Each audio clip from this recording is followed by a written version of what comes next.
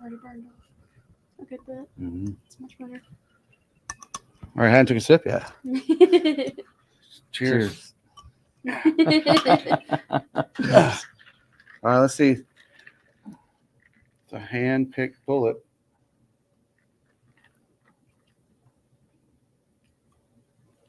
That's good. It really is. Tasty. Real tasty. Thank you. It's your bottle now.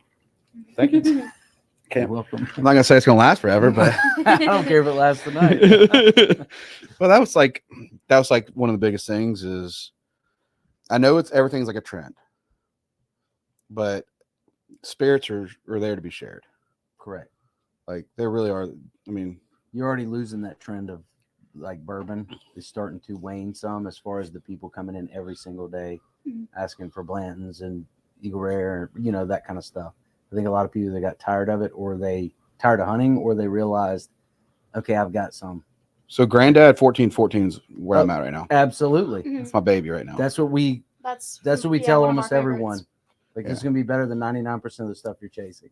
And then I do like the white label Evan Williams. Yep. That's another one of our favorites. You got to come by the store. We have the same taste. I mean, but I will say, like, for me, it'd be like a Bell Mead. That's like one of the couple barrel Bell Meads. Yep. That collect that. Yeah. But like, don't collect all Eagle Rares. No. I mean, absolutely not. It's gonna be back. We used to get Bell Mead, and now we can't. Right? Well, they've gone distillery only because they released the Gotcha. Nelson Brothers as the Yeah. in the wild. I heard that. And they've made Bell Mead there. I heard McConaughey left Long Branch too. Yeah. No longer with them. That means he's going to be releasing his own. So. Probably. I'm sure. Probably. I just can't. I mean, I'm not against like now if you're like getting the bullet barrel and you're all having a fun. It's a dad and daughter trip. Yeah.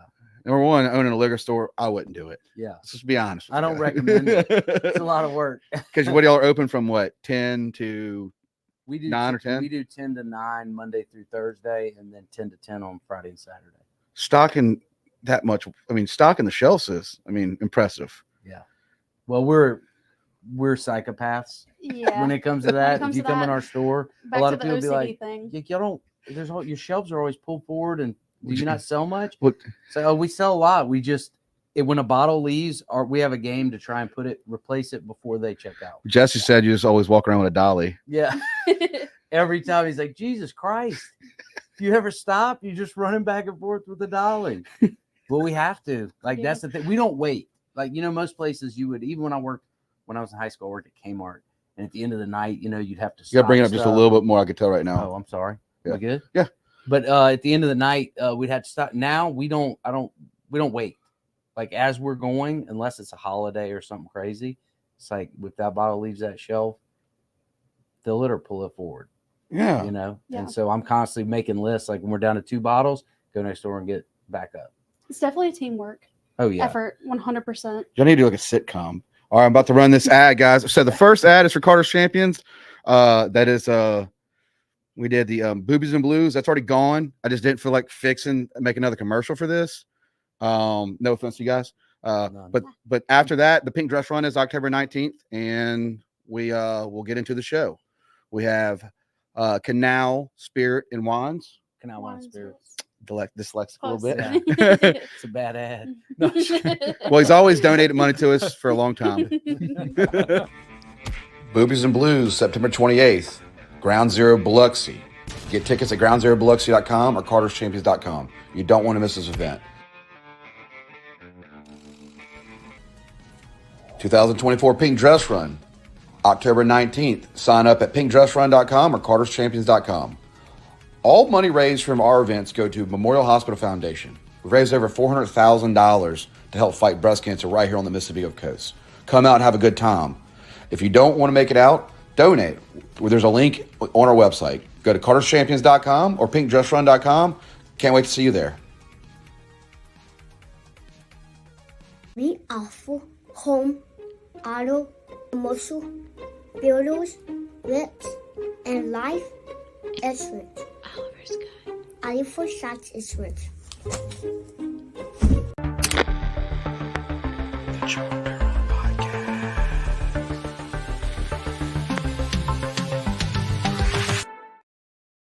we're going to get into, guys. Of course, we're getting the spirits, right? Yeah. This is what it's about. The South Absolutely. Mississippi, Yeah. fried food and good booze. Yeah, absolutely. All right. Why a liquor store? By accident.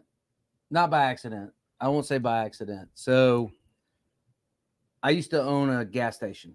So through high school and college, I worked for the Fayards, the Fayards BP that was in Ocean Springs on Washington Avenue. Like Julian? Yeah. Okay. So I worked for Jimmy and Keith Fayard. Julian worked there. I worked there. And I worked there, 11th, 12th grade, then all the way through college. I went to USM. When I graduated college, I got a job at Hancock Bank. And so it's December of 99. And a week into that job, Were you a teller? No. Okay. I was I'm trying to imagine. No, I was a programmer. Okay. So I was downtown on the fifth floor or whatever, and absolutely hated it. Like, it was like, oh my God, this is the rest of my life type moment. So anyway, I had left the store, but I was still working there on weekends, cutting meat for them and, whatever. Well, my best friend, Chris Fayard, who was my best friend at the time, his brother passed away unexpectedly in a fire. Well, the two of them were fixing to open a new Fayard's on Dido Road in Gulfport. So after that happened, his dad came to me and said, hey, would you want to be a partner? Would you want to do this with Chris? Because it's kind of a two-person job. It's hard to do by yourself. And I was like, yeah. I mean, I'm 22 years old. I'm not having to do anything other than work hard. And so fast forward, we do that. Rode for about 5 years. And we were selling the store on the day Katrina hit was our closing date. So it's a bad day to close on a loan that doesn't happen. So it destroyed the store. We had to rebuild it, blah, blah. So I go on about my life. Get my contractor's license. I did construction and real estate for the rest of that time. Worked for the Carters, for John and them at J. Carter and Company. And Keith Fayard came back to me one day. He called me and he's like, look, we're opening a new gas station in Gulfport, and we're going to have a parcel there for lease. And we're thinking about a liquor store. Would that be something you'd want to do? I was like, hey, let me think about it, because I'd never done that. Never been in that world other than drinking it. And it's like, but I know retail. I love retail. I always missed doing retail. That's what I was made to do. So the more I thought about it, I was like, yeah, but I wasn't going to do it originally. It was going to be my wife, Alicia, and my daughter, Lauren. Because Lauren had already worked at a liquor store in Ocean Springs. She had worked there for almost a year. So she kind of knew Which one was it? Double Shop. Okay. Just in north Ocean of the Springs. interstate. You get like kratom there, everything Small. there. Oh, yeah. Anything. I worked both sides. Yeah, you get anything. So she did that. And so originally it was going to be her and my wife to do it. The liquor license is in my wife's name. My wife is actually the owner of that liquor store. Mm-hmm. But we have a family member that got of ill health, so she was helping take care of her. And so that took precedence. That's far more important than a business or making money. Well, I went in thinking I'm going to do this for a month, get things going, and then I'm going to go back to doing real estate or whatever. And it was like a train that left the station that we couldn't stop. It just continually, every month, we got busier and busier and busier. And we knew that spot was the spot. Because I put that thought before I agreed to doing it. Like if they had asked me to open one on Pass Road, I would have said absolutely not. Or in Ocean Springs, where there's already so much competition. But there was nothing west of 49 and north of I-10. It was a desert. Yet that's where most of the growth is going, is into the county outside of city limits. And so we were like, man, we gotta try it. Like what? At worst, I told my wife, you'll make what you make at your job. You know what I mean? And then it just kept, and I've never left. I still did real estate for a while, and it got to the point like I can't do this and pedal booze. I got to pick a lane. Well, because there's a lot of hours that go into it. Oh yeah, absolutely, a lot. Yeah, because I'm there at least 2 hours before. I get there 7:30 to 8 every day, 6 days a week, and I spend all that time doing all the other work. The paperwork, this, that, ordering, and look, we do that all day. Like I'm at the computer pretty much all day, so. We joke about it. Lauren is front of house and I'm back of house. We run it almost like a restaurant. Right. Everything from where the customers stop coming back is our kitchen. That's where our storage is. That's where all of our inventory. That's where the computers, all the back of house stuff. And she runs register and customer Employees, all of that. and employees. How many employees y'all got? We're at what, 5 now, not including us. Not including us, we have 5. 5. Yeah. I mean, it seems like a pretty busy business. Yeah, we're never just one person there. There's always at least 2. So, a lot of times you go in liquor stores like one person, Yeah. and it's just kind of whatever if you need something. From the beginning, we wanted our goal, our focus, the only thing we care about is customer service. Mm-hmm. So like if a new employee comes to work for us, their first thing is like, I don't know much about wine. I don't know much about liquor. But we don't care. You can learn about wine and liquor. We care if you can smile when somebody walks in that door and say, hey, how you doing? Let me know if I can help you with something. That is far more important than if what wine is best to pair with spaghetti. And what region it comes from. That It doesn't stuff matter. isn't as important because 95% of our customers either or they're just like, we're partying and we're just going to look around. We're going to find some stuff. I mean, I think the thing is, the only thing that throws people off is I follow the trends. So it's like right now, tequila's hot. Yep. Right. And then it's going to go to Eli with rum. Yep. Mm-hmm. And you're going to bounce around. So it's more about like tequila's in now. Right. You can lose so much weight on tequila. Yeah. Well, you got to see too. It's like there are people who are trendy, like that go with that change with the flow. And there's other people that are never going to change. And that's the other thing we have to kind of work with people on. Canadian Mist. Yes. If you see a guy, if you see a 70-year-old guy getting a bottle of Canadian Mist or Seagram 7, don't try and get him to taste our barrel pick. Don't tell him Eli's rum is great. Come try it. Yeah. It is. That guy doesn't give a shit. Like he doesn't want to drink that. So it was Daryl Bailey. He's my buddy Brandon Bailey. His dad worked at Virginia City. Mm-hmm. He lived in Virginia City. Okay. He worked at Jackson County Sewage. And he was like, I don't know, he retired like 70. But like we got older and we were at the time allegedly drinking at his house. Okay. Allegedly. Yeah, allegedly. But it got to a point where, we just became, older and everybody started girlfriends and we're growing up. But I would just make a point on the weekends if I had nothing doing on Friday. He always sat on this swing in the front of his house, old 1940s house that he was born in that house. And I would just go by there. I go by there and sit with him. I go inside his house. I would grab that handle. I'd pour me a drink. It was just a Canadian Mist and water. I go outside and sit out there with him for 2 hours, 3 hours, talking about life. Yeah. And that's kind of how. That's what it's meant for. Yeah. Mm-hmm. That's what alcohol is meant for. It's not meant for hunting and chasing and, I want this rare bottle that no one has. I mean, there's a place for getting something you haven't had because we have it with people. You get them a bottle they've never had and the excitement. Mm-hmm. We have a father and son that come in and they'll come in every few weeks and look for a bottle just so they can share it. So the two of them can go have a cigar, drink a little bourbon. And that means so much to me. You know what I mean? Like that's what it should be. I do it my stepdad Scott Levenway. Yeah. We still do it to this day. We have a place on Porter Avenue in Ocean Springs. And right now it's either Basil Hayden, Mm-hmm. Four Roses, the original Four Roses. We like the original. Okay. Just a $20. Old school, do it right. And then I don't know. I find myself sometimes smoking a cigar, sometimes smoking cigarettes. Yeah. I don't know. I got a flavor. Yeah. You know what works. And then we'll put on like, me and him are notorious, but like he's in his 70s, mid 70s, but I make it a point to like, I don't know, it depends on how I feel. We'll play like some Rufus' Soul or some, right now it's a Treaty Oak Revival. And we'll just like sit around and jam out and just drink. That's life. Yeah, there's nothing better than that. And I'm telling you, tomorrow is 4 years since my dad passed away. And so I tell people all the time, open that bottle, take a moment to just sit and BS and talk about things or listen to that old person. Let them tell the story they've told you 5 times. I know. Yeah. You know, there's either a reason they're trying to get a point across or they just don't remember they told you. And either way, don't make them feel. My mom gets a little fired up because we have a bond over bourbons. Mm-hmm. So mom gets a little fired up at me like, why are you always spending time together? Like, and it's just like, so he's now the co-host. He can't be here tonight because he's doing, he's writing right now. But he normally I was afraid he didn't want us to be around us. No, Thank no. God.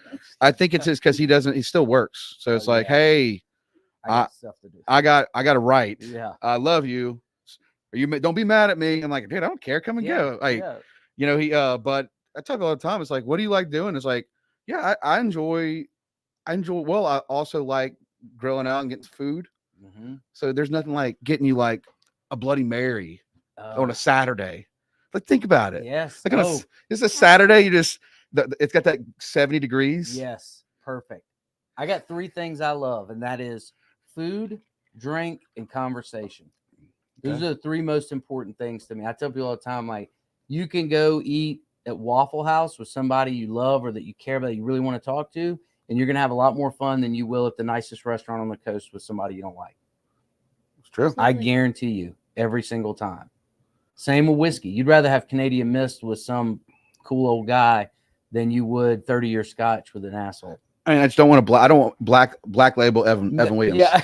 Because I've had a hangover on that shit. Everybody has their one spirit that when you mention it to them, they're like, "Oh, that shit's terrible. I hate it." Mine's Jose Cuervo or any tequila. Really? Are you like the Hulk on it? I wouldn't say I'm the Hulk. What could I describe partier. my You party. Jim Carrey in the Mask? Maybe something like that. Like, I don't know. But I had a very bad experience at a young age, and ever since then, if I even smell it, it's just like, ugh. And every time I break a bottle, it's tequila. It really time. Is. Oh, and so you're done with tequila.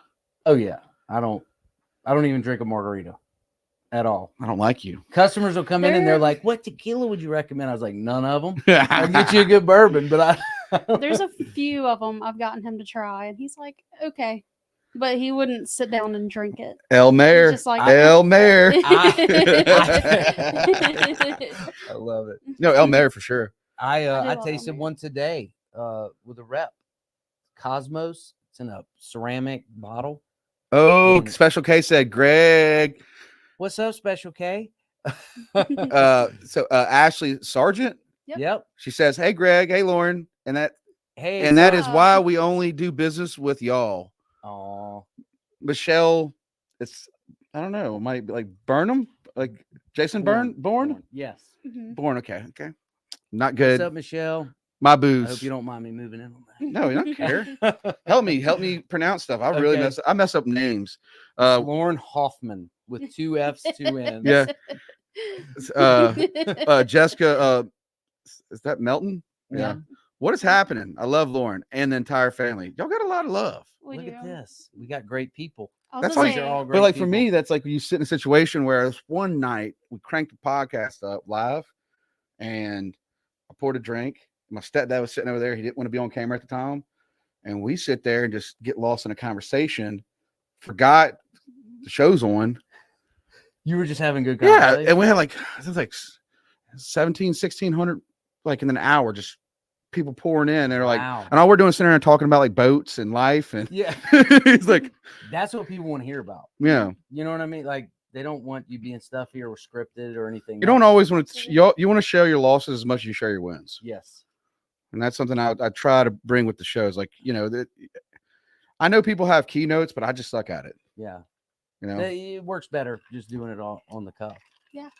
What made you really get in with him though? Like, I mean, because you're like, number one, not many people like working with their parents. Let's be honest. We are so much alike that it works. So you actually love your dad? Absolutely. Okay. 100%. As long as that's something. Best friend for sure. Everything has just kind of fallen into place perfectly. Actually, whenever he had the store, the first gas station off of Dido, that's where he met my mom and I both. It was meant to be. Yep. And everything has just kind of fallen into place since then. Really? We have a lot of love even outside. How do you ask for a raise? How's that work? I don't. How's that work? Do you like, hey, Dad? I take care of it. We're consistent with raises and that kind of stuff. That way no one ever has to come. Because if you're not consistent with stuff or thoughtful about it, then you just forget. Not intentionally, but then I would just be like, oh, I'm used to, you're doing what you're supposed to do. I'm doing what I'm supposed to do and be happy with it. Like, you know what I mean? Dad, I don't want a television. I want couple dollars more an hour, Dad.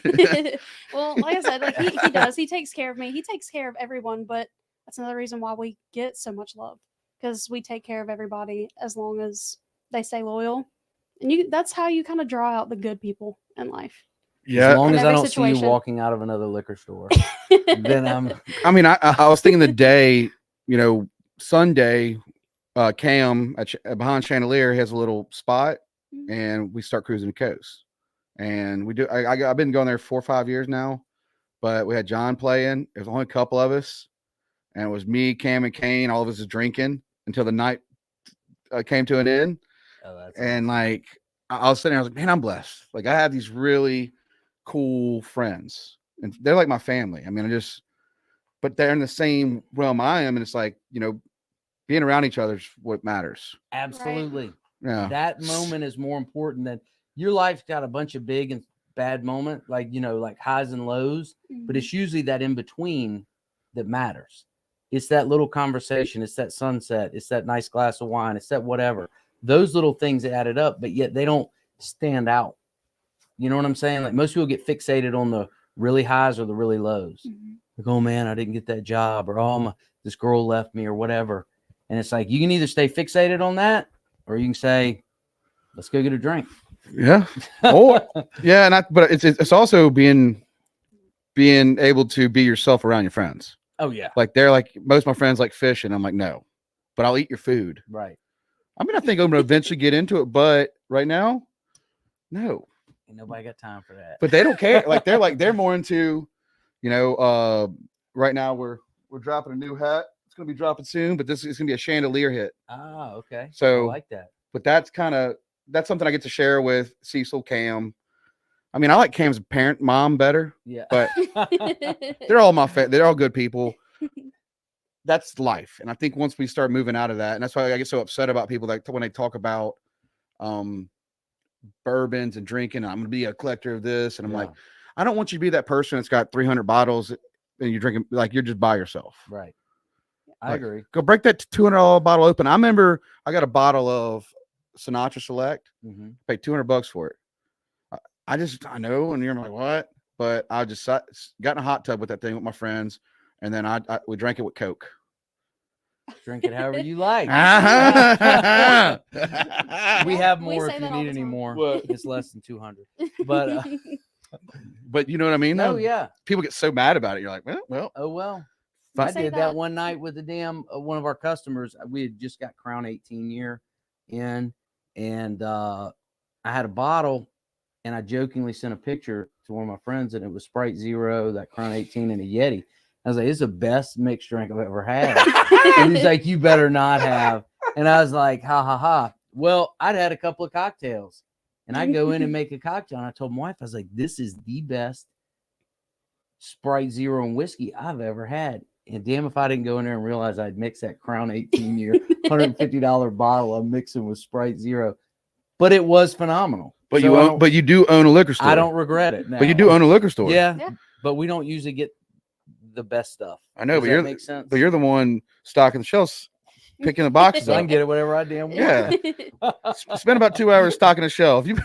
Oh, my she's bad. so chintzy. I'll be like, take the bottle. She'll be like, I want to do this or that. I'm like, take a bottle. I can't. I'm like, yeah, you can. Just take the damn bottle and enjoy it. And she's like, I don't want to. It's I so don't want to. hard. Well, like the other thing is too, before we dealt with the ABC situation, that we'll get into later, but we had so many bottles that we had only gotten like 1 or 2 of whatever, and we cracked them. And one of them was for my wedding. And actually 2 of them were for my wedding. And we just keep them at the store. Was it a rip van? Was it a rip? No, Mm-mm. it offered that, but Did she not didn't want it. want that. We did a E.H. Taylor barrel proof Mhm. and Elmer T. Lee at her wedding. And what we did, we had some at the wedding, and we bring the bottles back to the store. And That way we so can when share with somebody, everybody. so we can share with everybody. So if one of our good customers or friends or somebody that comes to the back and we're like, hey, have you ever tried this? No, I haven't. Well, here, have some.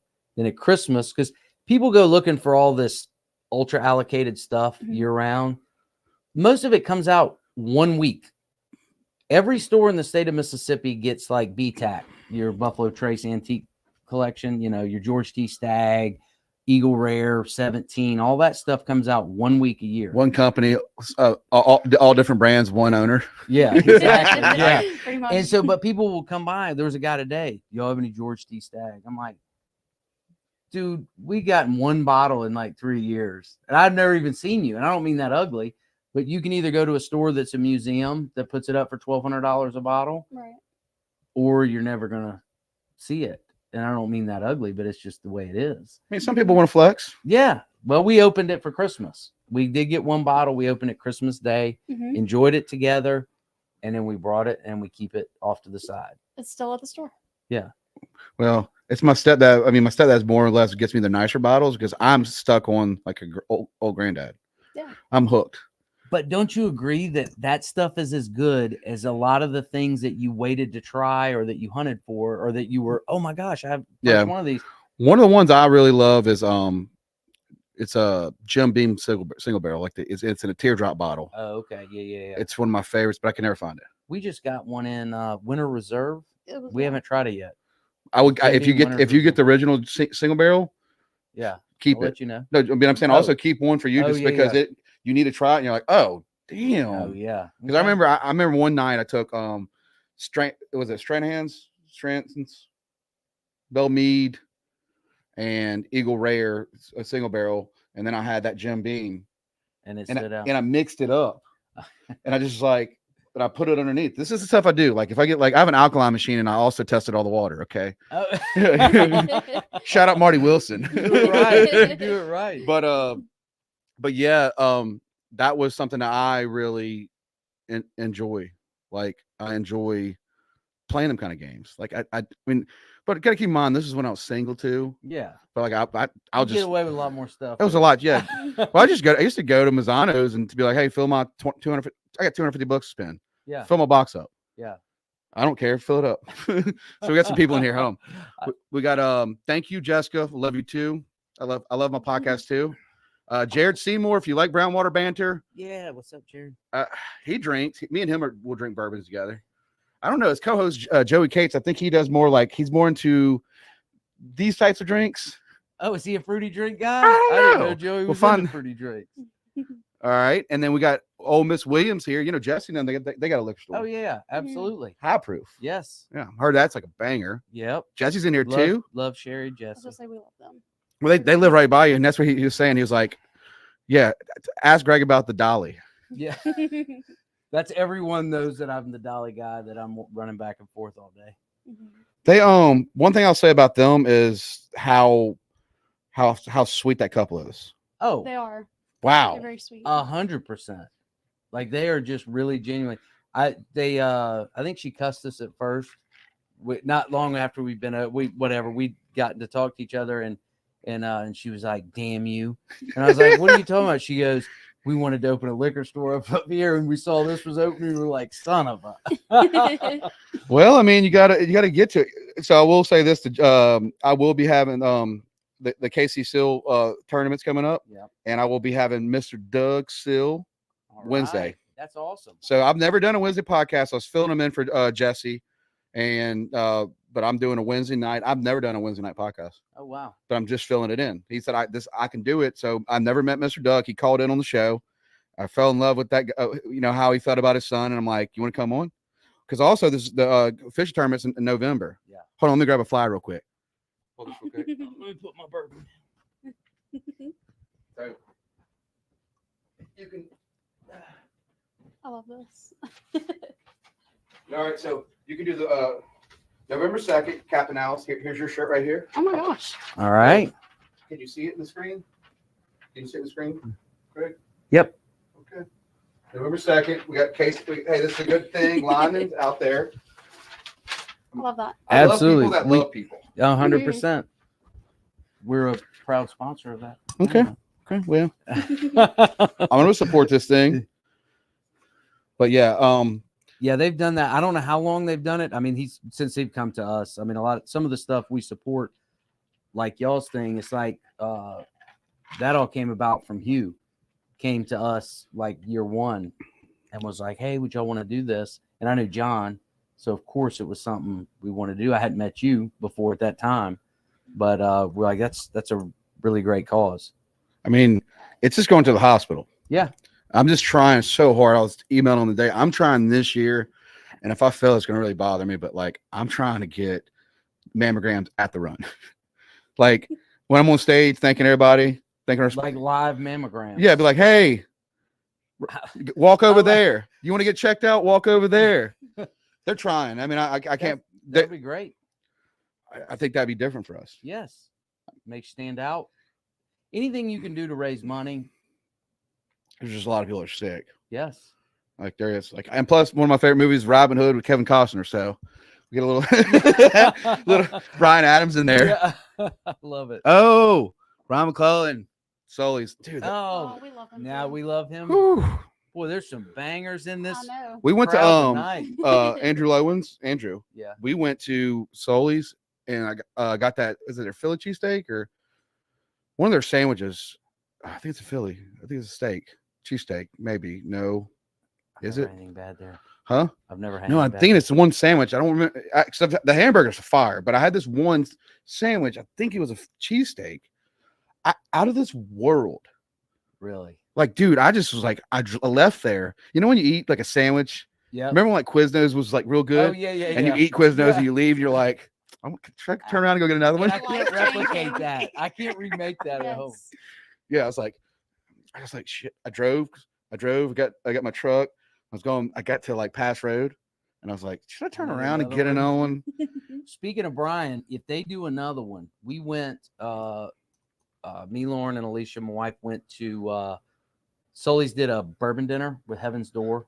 The master distiller came down from Kentucky. He's the guy who started Angels Envy, and then once he left there, he started Heaven's Door with Bob Dylan. But they did a dinner. Well, the way they did it, they had 4 flights, and then the chef came up with a menu just for that. So it was off menu stuff. It was just special just for that event. Amazing. It was Like, incredible. what was it like? I mean, Just so many different dishes. I can only tell you what the dessert was as far as off the top of my head. Well, one was a scallop.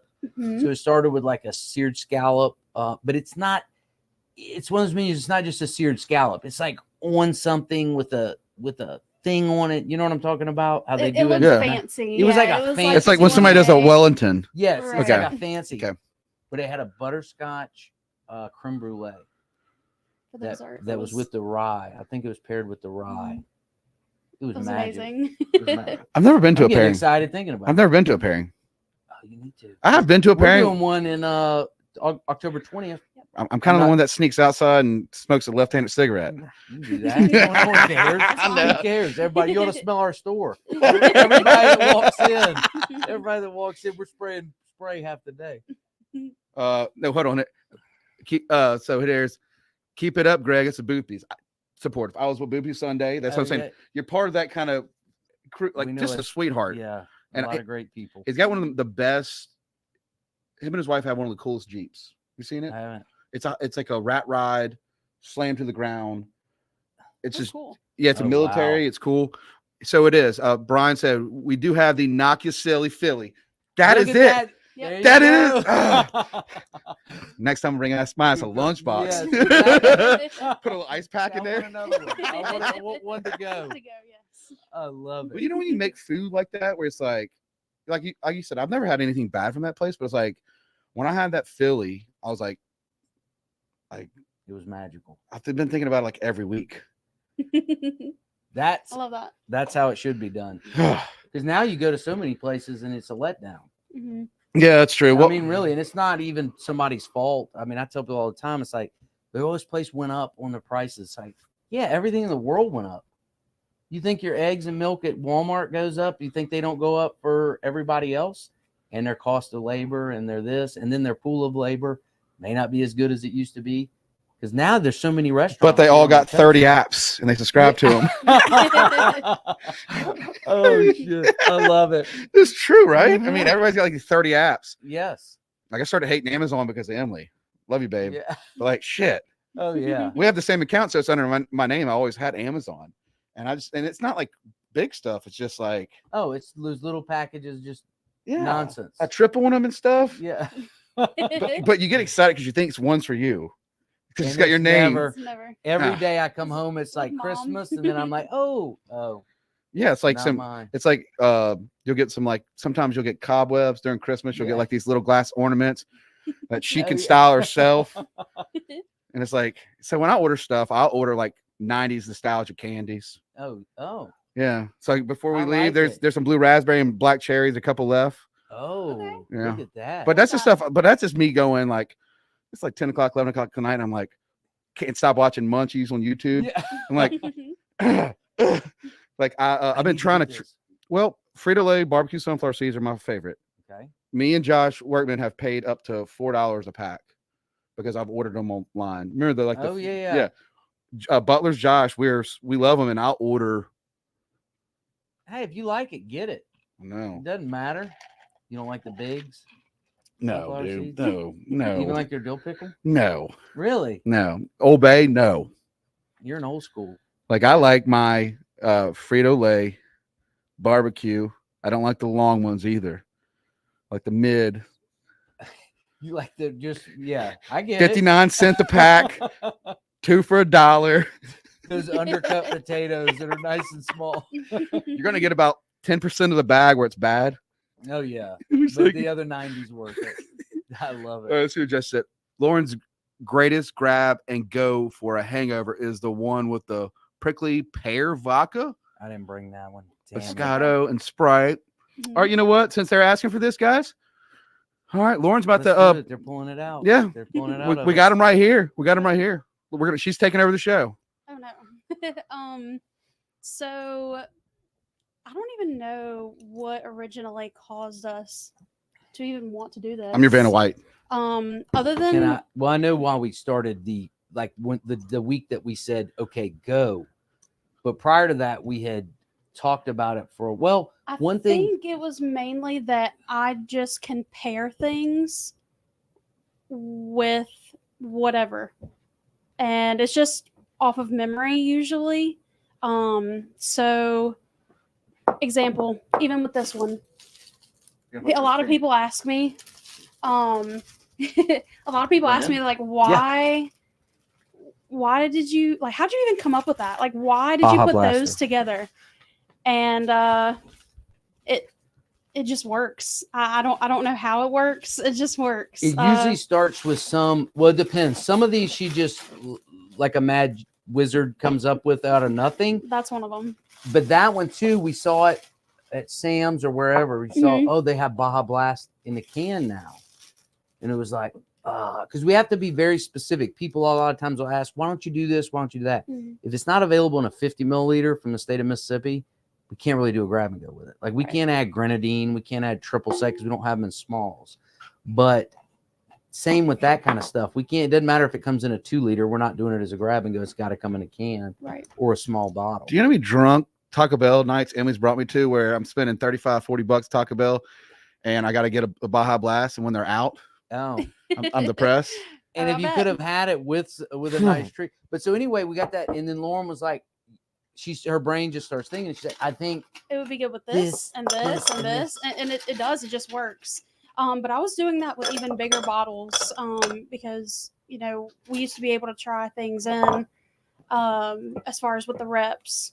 And it was a lot easier for me to just be like, ooh, well, that would be good with whatever. And it just became a miniature version of itself, essentially. And we were like, you know what? Girl, you got skills. Thank you. I agree.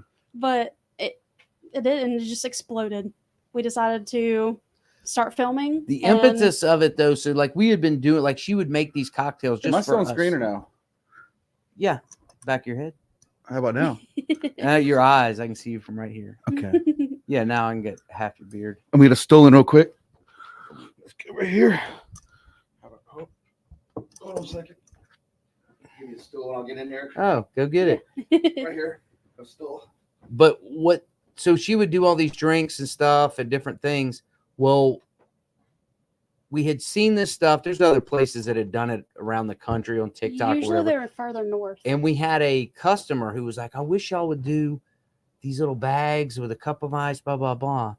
And so we were like, yeah, we may do that one day. We may do. That was like 6-8 months, maybe a year. We were talking about it. Right. And then I went by the bank, and one of the tellers at the bank was like, oh my God, I had the best shot this weekend. And I was like, what'd you have? And she was like, it's called Cinnamon Toast Crunch. I'm like, yeah, like Fireball and Rum Chata. And so I was like, yeah. So I'm like, glad you enjoyed it, blah, blah. Go on to Sam's because I had to get some stuff. And I look over and they had Cinnamon Toast Crunch iced coffee. And it was right after I'd left the bank. And I was like, It's a sign. this is a sign for us to do a grab and go. Mm-hmm. So I brought that back, and our first one, like, put in a paper bag, I remember, and then we'd just tell, like, our regulars, people we knew, you know, that come in, like, hey, think you'll like this. And then some people started buying it, and then this monster starts, well, let's do this. Let's do that. Let's mix this. Let's mix that. And next thing you know, and it happened. It was like a creativity overflow. But we weren't doing video at that point. We weren't doing any video. We've always been big on social media since day one because I just was used to that from other business stuff. Like I know that's where no one cares about traditional advertising. I won't say no one, but I mean, for the most part, There's some around. there is, Yeah. and it does work for some people. Good. But I also know to captivate, all we cared about was the people within about 5 square miles of us. You know, the other people are going to go where their stores work on your pattern, where you're driving from. I know because I used to not own a liquor store, and if I was going, I tell Connor this: if I was going south, I was not turning into Ben 605 because I didn't want to have to fight and get in a wreck coming out. But if I was leaving Rouse's going north, then I'd pull in there. Well, that's how people work. So anyway, with the advertising, so we would always do our new arrivals, anything. We would do a lot of social media stuff to keep people aware because that's the only way they're going to know you have something in the store. And everything kept telling, we need to start doing video, like videos where it's at. The algorithms prefer video, all that. And so once she started coming up with those drinks, we were like, all right, we got to start doing videos. And so then we started doing them on Facebook, TikTok, YouTube, Instagram, all the platforms we would just release to. What was y'all's biggest video? Oh gosh. The It wasn't. Baja Blaster on TikTok. Mm-hmm.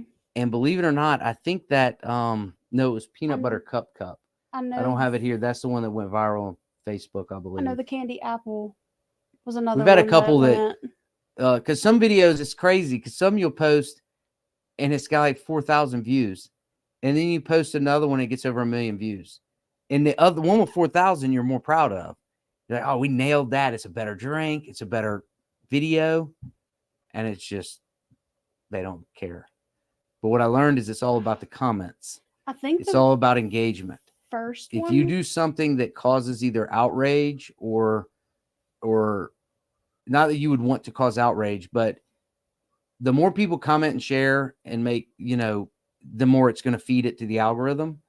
And so we would post something and people like, this is stupid. What does this guy say? All right, every time he starts a video, you know, that stuff. And at first it affected me so deeply to my core. I would come in, I'd be like, look what this asshole wrote in the comments on TikTok. And say, well, you can't look at it. I was like, how can I not look at it? I have to. No, I have don't to. look at it. Like the worst was YouTube. It's always YouTube. Oh, good God. These people are literally like, I hope you get in a wreck on the way home. Like you were just a You're monster. just giving everyone diabetes. Yeah. and It's like, oh my terrible. God. I'm probably gonna stay right here. Hold on a sec. Stay right there. The very first one that went viral, I just looked it up, was the Frappuccino. And it was Okay. at 2.6 million. And that was kind of what exploded us Oh, that was the one. on Yeah, that's the one that on got everything. us in trouble. Yeah. What year was this? This was this year. Yeah, all this happened this year. We didn't start posting the videos and doing grab and goes until early this year, Mhm. like, you know, early spring, late winter. Am I still in there or no? Yeah, Can you see me a Slightly. little bit? yeah. I can see the side of your head. Just like this? Yeah, I kinda like it right here. yeah, I'm kind of liking this. yeah. I love it. You might have a new spot. I know it's gonna Is pull it back. me? You're like, I want to get away from this. Can I pull it back? All right, Greg, tell me when Yeah. I pull it back. Hold on. Yep. Better? Yeah. Right here? Yeah. I think that's perfect. All right. Everything's good? Yeah, we're gonna be perfectly framed. All right. So I'm here?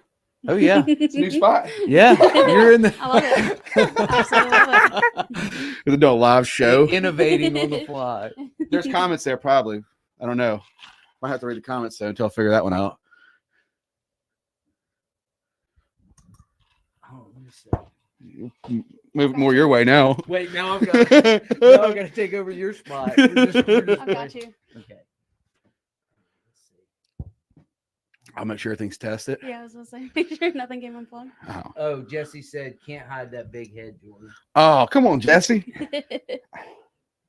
I got potential the next mayor coming on. My beautiful wife must be on there commenting now because I see Canal Wine and Spirits is coming, so it has to be. It's gotta be If her. it's you, write a comment. I think a good thing for y'all though, what makes y'all successful with this is that y'all don't have a negative flow to stop the creativity.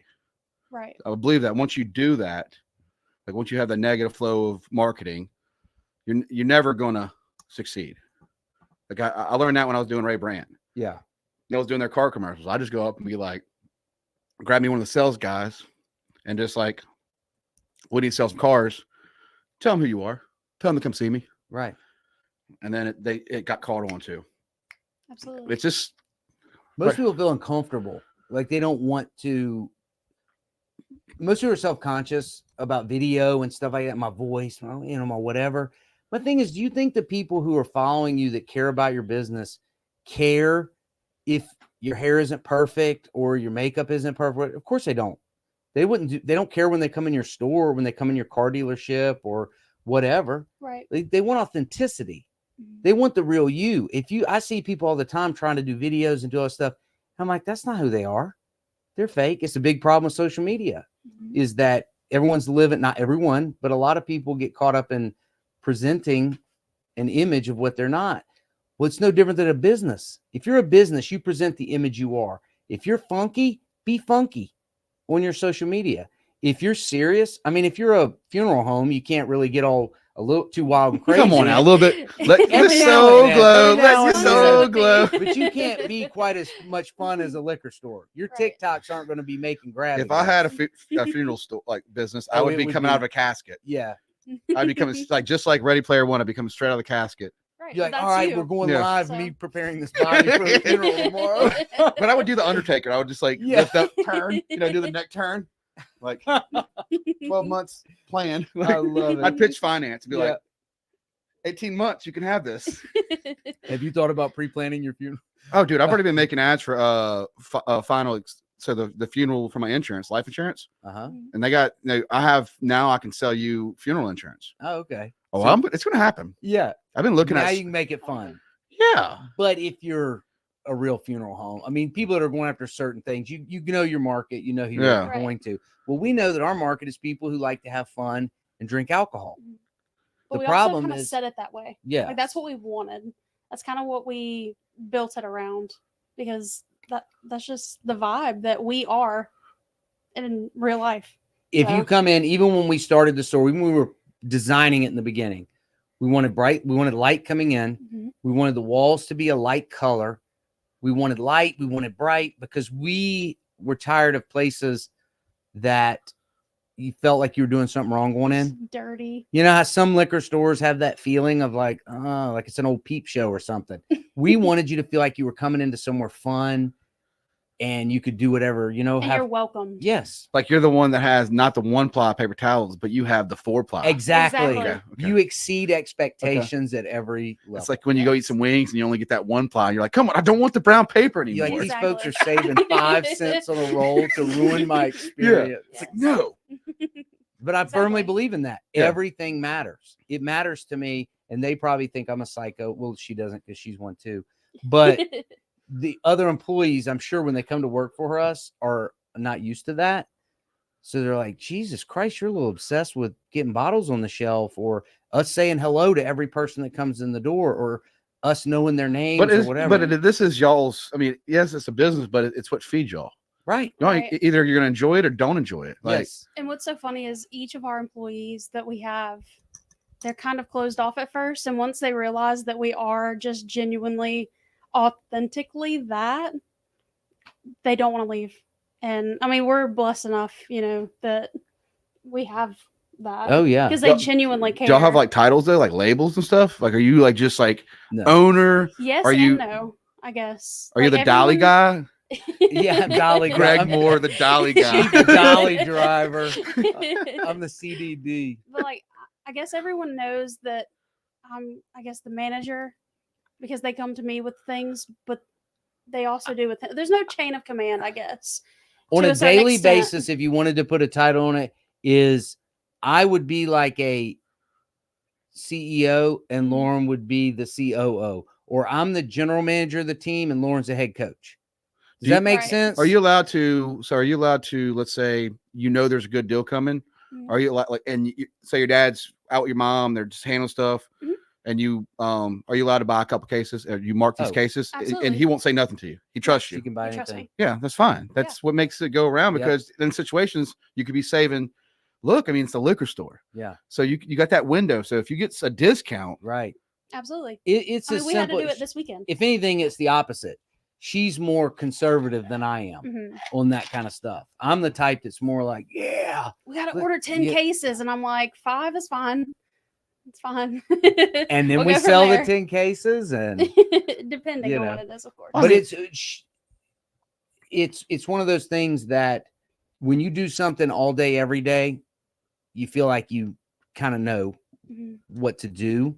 So when you don't, I know she knows what to do too, but I also know she's a little timid because I don't do this every day. Yeah. The same way on her stuff, I'm not going to go tell her, you know what I think you ought to do for a grab and go? I think this would taste good together. She's going to be like, yeah, okay, whatever. I wouldn't. But what? So when you finish your y'all's single barrel, what you can get now at their store, hand select. And we have very few of those left. So So Special. run and get it. But when you finish yours, you're gonna make you a drink. What's your favorite one? We need to get in here. I want to see how this yes, actually you gotta works. make one. asking me if I have a favorite is like asking me as a favorite child. Like you yes, but like you can't say so. But I do have a few favorites. Which one's here? And I grabbed these. She wasn't at work today, so I was like, "Oh God, I got to get some grab and go." So I just the grabbed some, Baja is probably my favorite. and it's our best seller by far. It is one of our best sellers.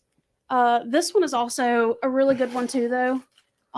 We got to see. You got to see your magic. It's a colada margarita.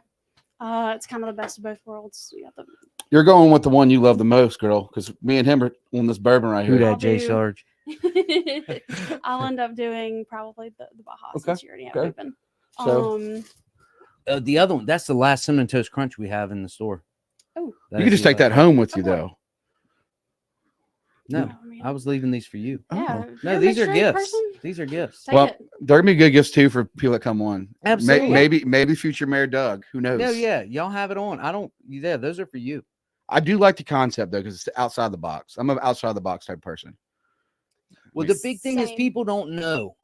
Like our biggest thing, and it's probably what got in her mind, even if she doesn't know it, is that so many people come in like, I don't know what to do. And I don't know what to that's- mix.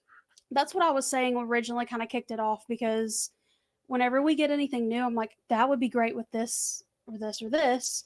Just say it's a new vodka and it's pomegranate. People are like, why do I even put that in? I'm like, it'd be great in pineapple juice. It'd be good in orange juice. Yeah, Sprite, I've been there. lemonade, pomegranate lemonade sounds amazing. That's a And good you're Saturday "Ooh, drink." I wouldn't have thought about that.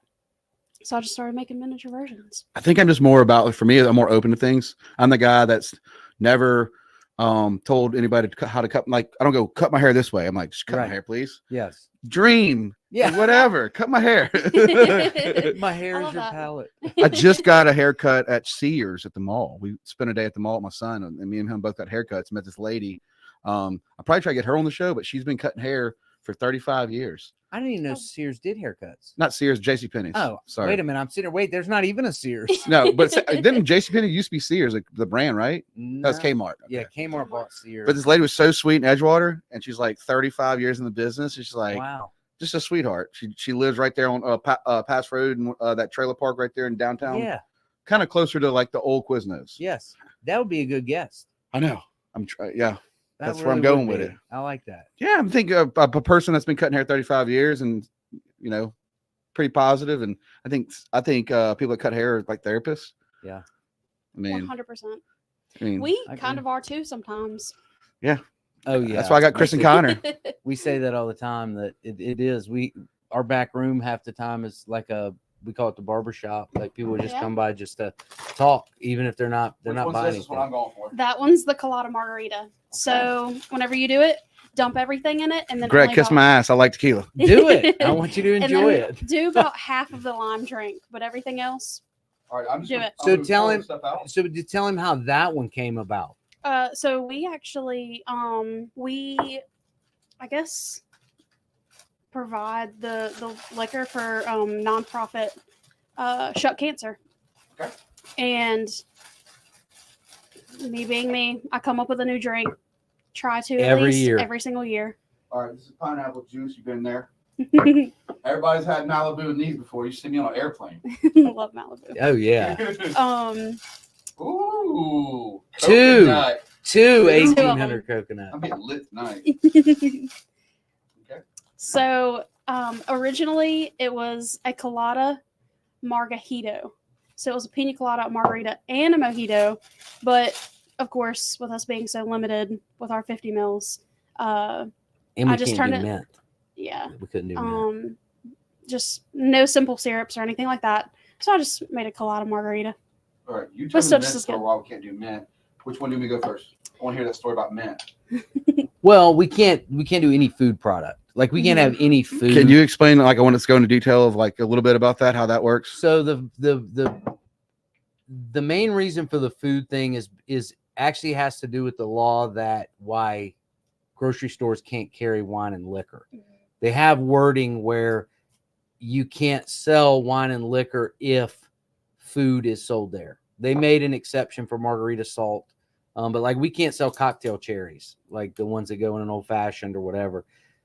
But that one I support because if they allow it, then Walmart has the 1800 coconut and we can sell mint or cherries. And I would Right. much rather them Keep- sell the mint and cherries and us have the 1800 coconut. Yeah, keep alcohol to So it's ourselves. kind of like a gang war.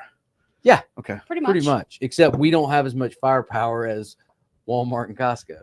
Because there's a lot of politicians that know a lot of people. Absolutely. So you want to do two of these? You Okay. dump everything, you might need a bigger cup. Now I was gonna say this normally goes in like a 32 ounce So- cup. Yes. So you probably So gonna need you a are bigger gonna get cup. right.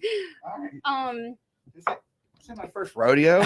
Did you just know this that her interpretation of the flavor might be off if it's not all together. So don't Yeah. think like, damn, she thinks this tastes good. I think Because that's it'll gonna be good. stout. I think it'll be good then. I do. I think you're gonna enjoy When you it. go on vacation, you have 15 Miami Vices. Yes. Just do part of the pineapple though if it's in that cup, right? Because he needs room Yeah. for the lime. Yeah. Oh, this is fun.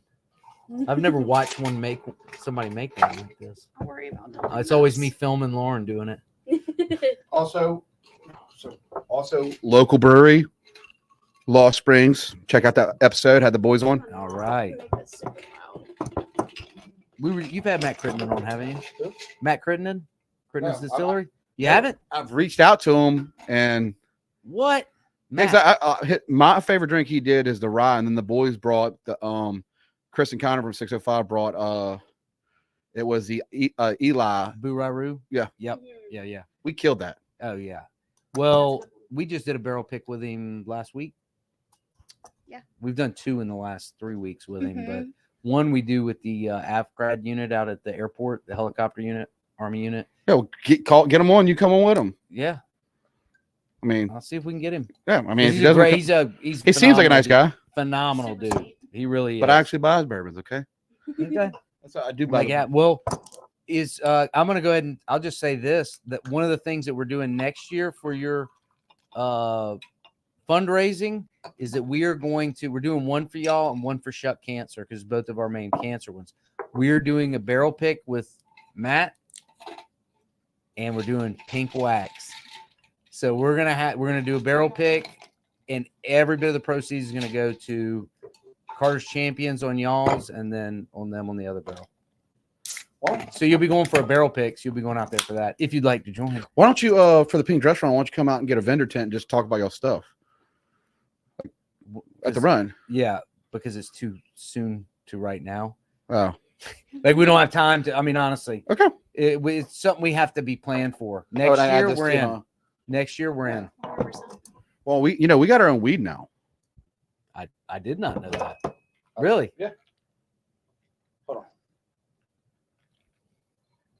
I forgot about Malibu. Oh. Lord, I'm not trying to hurt your feelings. You're not gonna hurt my that feelings. boy's gonna be wrecked.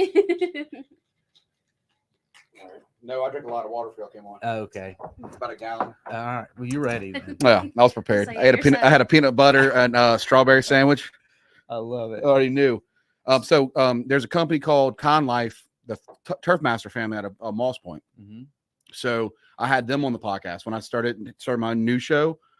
I wanted to have dispensaries and grows. Yeah. And there's a family called the Jordans. Great family. Their son's Jack Jordan, pitcher for Ocean Springs. Okay. The dad's John Jordan. He went to Southern Miss with Cam and all them, but his parents have always had like that nursery on Moss Point. Yeah. So they decided when all this stuff happened with medical, they built their own facility, had them on, and it grew their business. They got in a lot more stores, and they're like, let's collab together, and also plus there's a loophole with it because we give all our money to Memorial. You write a check to Memorial. Right. Yeah, You don't write a check to us. Yeah. Right.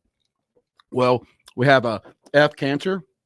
It's a 26% indica, and it's all ribbon driven, but it's for patients, people that are suffering appetite and pain.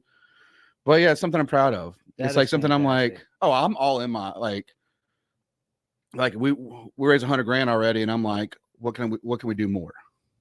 Like I don't feel like I'm doing nothing. Like You have to. You got to keep. You know. I What know. I mean? I know. That's the way to be. Mhm. The minute you don't care anymore, then that's when you know. Okay. Thank you for Arctic Monkeys and my vinyl player and my late nights and my Emily and John and the people in my life. But like when I was like about to have my own weed, Yeah. no way. It's the greatest moment of my life. Yeah, it really was. I called my parent. No, my son was the greatest man of my life. Yeah. But I can tell you what, Son, next to my weed, you're the greatest. well, I mean, I have that core structure, and that's what I was telling you about, like the show. It's like that opened the doors. Mhm. So maybe I'm not getting like sponsor money, Yeah. right? But I have my own insurance office, and it sponsors the show. But like I'm helping through, the community, and that's, I mean, if That means more. In the everything, end, that means more than yeah, that money. is what I want out of life. I'm telling you. You can have all the money in the world. You can be miserable. Mhm. Remember when you told me you're like, I want Lauren to come on because she's eventually gonna take over my store. Like I want her on. That's how I'm about my son. My insurance office is called Oliver Scott Insurance. Yeah. And Jesse and his wife, they're I do their insurance, but like that's a family thing. Like, and it's just more about like, I want Oliver to be like, my dad didn't leave money. My dad helped, and my dad fought. My dad, eventually I'm going to give Oliver to 18 to 23 to let him go live life. Yeah. Go to college. But after 23, when he hits 24, he's going to have to sweep the floors, and you got to work your way up. I'll give the company to the person that's been with me for 20 years. Yeah. Absolutely. Well, the thing is, too, is like, would you rather, I know for me, I'd rather know that my dad was a great person than I would that he left me $10 million and treated me like garbage. You know what I mean? Like that stuff matters more. My dad right now, he's going through dialysis right now, 3 days a week, 12 hours a day. And I love my dad. I mean, doesn't have to, there was a time in the car business where he made tons of money. Now he's enjoying life, but he's like sick. And it's like, I tell people all the time, I wouldn't trade that motherfucker for nothing. Scott Durham's my dad. You knew him through Miss Keith and all them. That's one. Yeah. Fuck. Yeah. Because he's actually real. Right. Exactly. Like Scott Durham's real. Like kiss and hug you and headbutt you. And, it's the guy that I hung out at Tailgaters with. He's still he's my dad. He's, he's just a good human being. God, he's good. Yeah. And that's something I'm blessed about. And I was cool when we started really growing Carter Champions. He's a John Carter. Mm-hmm. People can say whatever they want about John Carter. Well, they better not say anything bad. Shit, I know there's only a couple times. There's only a couple times. I'll come after my boy owns a casino. Get over it. Yeah. Get over it. John is a wonderful human being. Yes. I don't care. if anybody says anything around into me, I tell John all the time, I'm like, dude, I'm proud about you owning a casino. It's your family business. I'm proud about that. Like that's absolutely. I'm not ashamed of it. No. Now we don't hang out there. We don't abuse that place. But Oh yeah. But when I went one time with John, I remember this clearly. Like it took us an hour and a half because he went and knew every one of his employees' names, their kids' names. He goes, "It's going to take you a long time. It's going to take us a long time." I'm like, "Dude, fine." And from the back end to the front end, John knew everybody. I have multiple people that come in our store that we know him through working there, that love him. Now, how many people do you know? You know what I'm saying? Like, this isn't somebody who's just grown up with somebody. This is somebody who works at a business of that size and says, that's a great guy. He's come and asked me about my kids. He's talked to me about a situation I was going through, stuff like that. That's all I need to know about somebody. I love him. The rest is I adore his ass. Yeah. I'm better looking. Let's be honest. Because he's not here. We got to do a side by side. Well, he's a lot smaller than me. When I started Carter Champions, I was 180, about 205 now. Yeah. But man, the thing is, Aldi's. Have you been to Aldi? No, I haven't yet. So they have this queso dip. It's I love spicy stuff. Mild queso dip. It's $2.30. I can go through one a week. Okay, I'm addicted to queso dip. So it's a good one. All right, dude. It's not Shout too hot. Aldi's. Yeah. But I mean, it's like that's my thing. I like restaurant chips. All of these have them too. No, downstairs. You know what? I'm gonna give you. Do you have chips at the house? I got an unopened. Do we have chips? But I'm gonna give you. I have an unopened Aldi's queso dip. It's a little mild. Can you handle the heat, Greg? Oh yeah. Oh, I can handle. I'm gonna give it to you, and you're gonna take it home, and y'all gonna try it. Okay. You're gonna be hooked. We're gonna have it tomorrow at the store. Dude, you're just gonna blow your mind. It's gonna blow your mind. Like that's my thing. Damn, now you got me all worked up over. Well, you did say a minute ago that food. I told you we're passionate about food. The only thing is the older I get, I can't do pizza rolls anymore. I'm pretty sad about it. I get too much heartburn. That's everything. That's everything. It's catching me hard. Tell me, I'm fixing to have a scope done. I know they're going to tell me I can't. They're probably going to say you. How can't do they go in? alcohol. Do they go up? They go in there. I'm getting both. You're going up your butt. Yeah, and, man, in your mouth and butt. Yeah, my first colonoscopy. Have you ever seen colonoscopy? Have you ever seen Idiocracy? Yes. So it's like that. The rule is they can't use the same scope. So this whole time we're on the podcast, Greg's actually watching the Saints game. I'm glancing and I didn't realize we scored. I didn't So see who we dat? scored either. Well, I kept it on for him. Thank you. I didn't know. Did we get comments in there? Yeah, my sister-in-law Janie said touchdown. Thank you, Janie. Oh, we got Eli Underhill on here too. Do you mind? No, it's yours. This is Let's see. all. This is like 1980s remember the movie Hackers? Yes. This is underground radio. This is just I love that. we share this Oh, computer. we're having to go back. Well, this is actually really good. This is refreshing.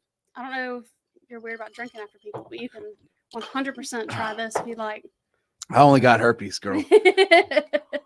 Okay, so Jesse said they have amazing employees too. Oh, Love wow. them all. Thank you. Once you go in the door, Mr. This- Teddy Crystal. This is like a mellow yellow, though. I kind of dig in the mark. That's good. Yeah. This is like mellow yellow's kick to it. Mhm, absolutely. I'm glad you like it. It's one of my. I'm proud of that one. Makes me want to watch Days of Thunder. Cold trickles in our life right now. You've had Eli on, haven't you? No, I've been wanting to get him on. Underhill? I haven't had him on yet. Come on, Eli. I see you in those comments. You're coming on this podcast. He said their personal service is incredible. See, Lauren he's Quave good said, I'm people, going to too. have to come by. So excited. Congratulations, Greg and Lauren. Oh, thank you, Lauren. So I always enjoy my stops in to see Greg, Eli said. Yeah, Eli's a sweetheart. You love him. You would. No, I met him. Oh, did you? At Okay. Chandelier. We hit it off. Okay. He's fishing in Alaska. He's Yeah, back. He was. He's back. No, he's back now. Oh, I called him. I didn't know. Eli, you reach out. You got my number? He'll want to. Yeah, I'm telling you. No, he's sweet. I like. Well, I like the fact that he's like, as a business owner, I know it's cool to dream, but reality sometimes you got to make money. So for Eli, it's like he's got to go over there to make money for his family and his wife, to keep their business going. Absolutely. Because you have, they're not like a mass. They're not your high noons. Like they're Right. People don't realize how hard it is to be a craft or to do it the right way. Mhm. It is impossible to do it the right way at scale. Does that make sense? I'm not saying you can't do more, but you can't. People see Tito's handmade vodka. Do you think that's handmade? Get out of No. here. It might have been handmade when the guy started it in his garage. I look at the same companies like that the way that I look at the bourbon collectors. Yeah. Yeah. Yeah. Oh, that's how I look at them. Yeah. Exactly. Yeah. So I broke a bottle of Eli's Clear. I broke a bottle. Oh. So I've been trying to get. I was going to get Eli, and I'll just say this now, but Marty Wilson, Mhm. because he does all the fish stuff Yeah. with his. Marty's Gulfport artist, and I was like, Marty is all he drinks is rum. Oh, that would be Love that. great. All Marty drinks is rum. I'm like, you got to collab because One Gulf, One Go, they got 1 point. I'm a part of the board, but they got $1.5 million. And like, for the reefs down here, Yeah. it's all, state driven, but like, how dope would it be if Eli did a rum? Marty Wilson does not drink anything but rum. Oh, That that would would be be cool. fantastic. Like no. Well, Eli has some incredible stuff coming out. He brought them by the store. Yes. He's got a special reserve coming out, which is like 128 proof, something Mhm. like that. They're working on, I don't know if I should even say the other stuff they're working on because I don't know if they. Nobody listens. We're fine. No one's on. He's working on other special stuff, and each one has different artists behind him. So Mhm. that would work. They could do It something. would be great. Well, really no, good but I'm saying together. Marty only. So I told Marty about him. Like, I met this guy Eli. He's got a rum company, and his rum Yeah. is amazing. And I was like, your goofy ass doesn't drink anything but rum. And he's Yeah. a fisherman, and Eli's Yeah. a commercial fisherman. So like I was sitting there, but me and Marty have I own a lot of originals. I mean, I own more than most people. Yeah. And I don't like fishing. Downstairs I have Big Mo in the fireplace. I always thought it was a lionfish from Deuce Bigelow. It was Trey Cherry, my buddy's a fisherman. He goes, "Have you been telling people that this is a lionfish?" And it's like, yeah. He goes, "Dude, it's a Nassau grouper." I'm like, I well, would- sorry about Yeah. that. Yeah. No. To me, Sorry it's to a pick this- lionfish. Yeah. But that lionfish, shit, that Nassau grouper, Marty went under in the water with a camera and shot that. Oh wow. So he's a photographer. That's cool. He That's taught me, cool. me and him, we collab on a lot of beer cans with Chandelier, and I'm the second eyes for Marty. He's also the godfather of my son, so I brag about him all the That's time because awesome. I fucking love him. I love it. Yeah, Mhm. we're good. I mean, he's older than me. He likes Journey. I don't like Journey. Yeah. I like Ace of Base. Signs. Her mother's older than me, but it works. You just gotta, it's the right connection. Hey, you're a pretty girl. You scored well. You scored well. I love it. I don't know. I think the Coastal Collab, I always tell people, and also too is like we're going back about Twitch, me gaming. It's like Mhm. people always say like, "Oh, you're from," like when I remember like all the comments I'd get when I was a streamer, it was like, "Oh, you're from Mississippi, you dumb ass," and Yeah. I'm like, "You don't even know my coast. Right. You don't even know my people." Yes, there are some dumbasses. I'm not one of them. There's You know- dumbasses everywhere. But they're everybody's. But the thing is, one thing I'll say about the coast is, hospitality. Mhm. Today I went and got a sandwich at the gas station. I like gas station breakfast. Oh yeah. And that somebody opened the door for me. The return opened the door back. I mean, it's that my son says yes, ma'am, no, ma'am, yes, sir, no, sir. Yeah. On the T. It's something about That's how it hospitality. should be. Yeah. Yeah. Go Absolutely. somewhere else. My brother is in Anaheim, California.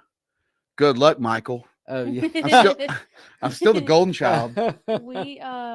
We were actually talking about that the other day too. It's such a big melting pot here too now in Gulfport. It seems people moving in because of that hospitality, but they also don't know how to give it back. So it's kind of hit or miss sometimes.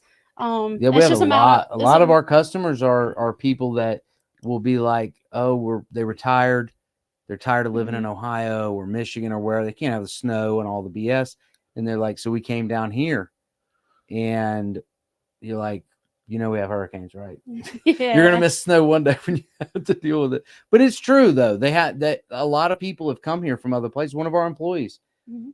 had never been to the state of Mississippi and Googled affordable beach towns and got under contract on a house and called and talked to Lauren because she saw our business was near her house Mhm. and was like, hey, she doesn't need to work. She just wanted a place, to Yeah. work a little bit a week just to interact with people, Yep. meet new people. And she absolutely loves it. She's like, this is the best place in the world. Blindly And moved yet down people here. that have lived their whole lives are gripe about every little thing. You know, But it's but you gotta let them be at Waffle House. yes, Right. At kinda 6 like a.m.. Yeah, it's kind of like if you Right. gripe about the brown water. People gripe your water's not blue. It's like, yeah, and if it was blue, there'd be condos from one end to the other, and we wouldn't have been the seafood capital of the world. And there's a lot that goes into Mhm. that. Why that water isn't pretty. I'd rather food. Exactly. 100%. I'll eat oysters almost all year round. Then have 100 condos that are 40 stories Yes. tall. Can I cut the AC on just down a little bit? Yeah, Are you good? You okay? I Yeah. know your daddy's wearing a full sweater right here. I was It's like, not a sweater. It's just a long sleeve It's- t-shirt. It's a Sweater. t-shirt. It's a It's t-shirt. I have Drinking, sensitive you can skin. always bum down there. I get cold real easy. So I have to. People mention it all. I wear long sleeves every day. Didn't Every ask. day, I wear didn't long pull any sleeves. kind of wires out, did I? No, you're good. Okay. No, but I mean, Another one. you feel, are you in the same boat I'm in right now? Yeah. Bring it down a little bit. Mhm. Your dad's just like Absolutely. flexing like Oh, an she Abercrombie and is. shit sweater. She gets hot anytime. Anytime. But I do. I'm cold natured. Mhm. What does that mean? You'll be okay. And who made that When up? other people get hot, I get cold. Okay. Like if you think it's warm, I'm like, it feels good. Like a lizard. You think y'all think y'all are going to stick to one store or have multiple stores? Like where's y'all's minds at? I know y'all Yeah. talk about it. We So can't. legally, we can't. You can. Cannot in the state of What the Mississippi. hell is that about? Now I will tell you this. We technically could, meaning with like, okay, the rule is you can have one permit per household. Mhm. And so like a husband and wife can have one. Like Lauren could technically have another permit and have another store, Mhm. but no other permit can have financial benefit from another. Right. So it's not like you can create it. Now, that was intended, or I won't say it was intended, that was a blessing for us for a very long time. It doesn't seem like it would be, but the reason it is because that's what limits Walmart or Costco or Total Wine or whoever Sam's. from having 50 stores in the state.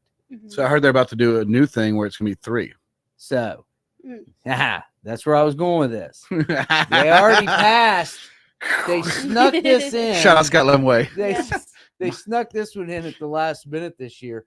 So every year we're part of a MIPSA, which is Independent Package Store Group. Mhm. And so they try to lobby for helping independent package stores. Almost every store in the state of Mississippi is a privately owned business by a family, or an individual. I think it's 670, 680. Yeah, something Yeah, like something that. like that.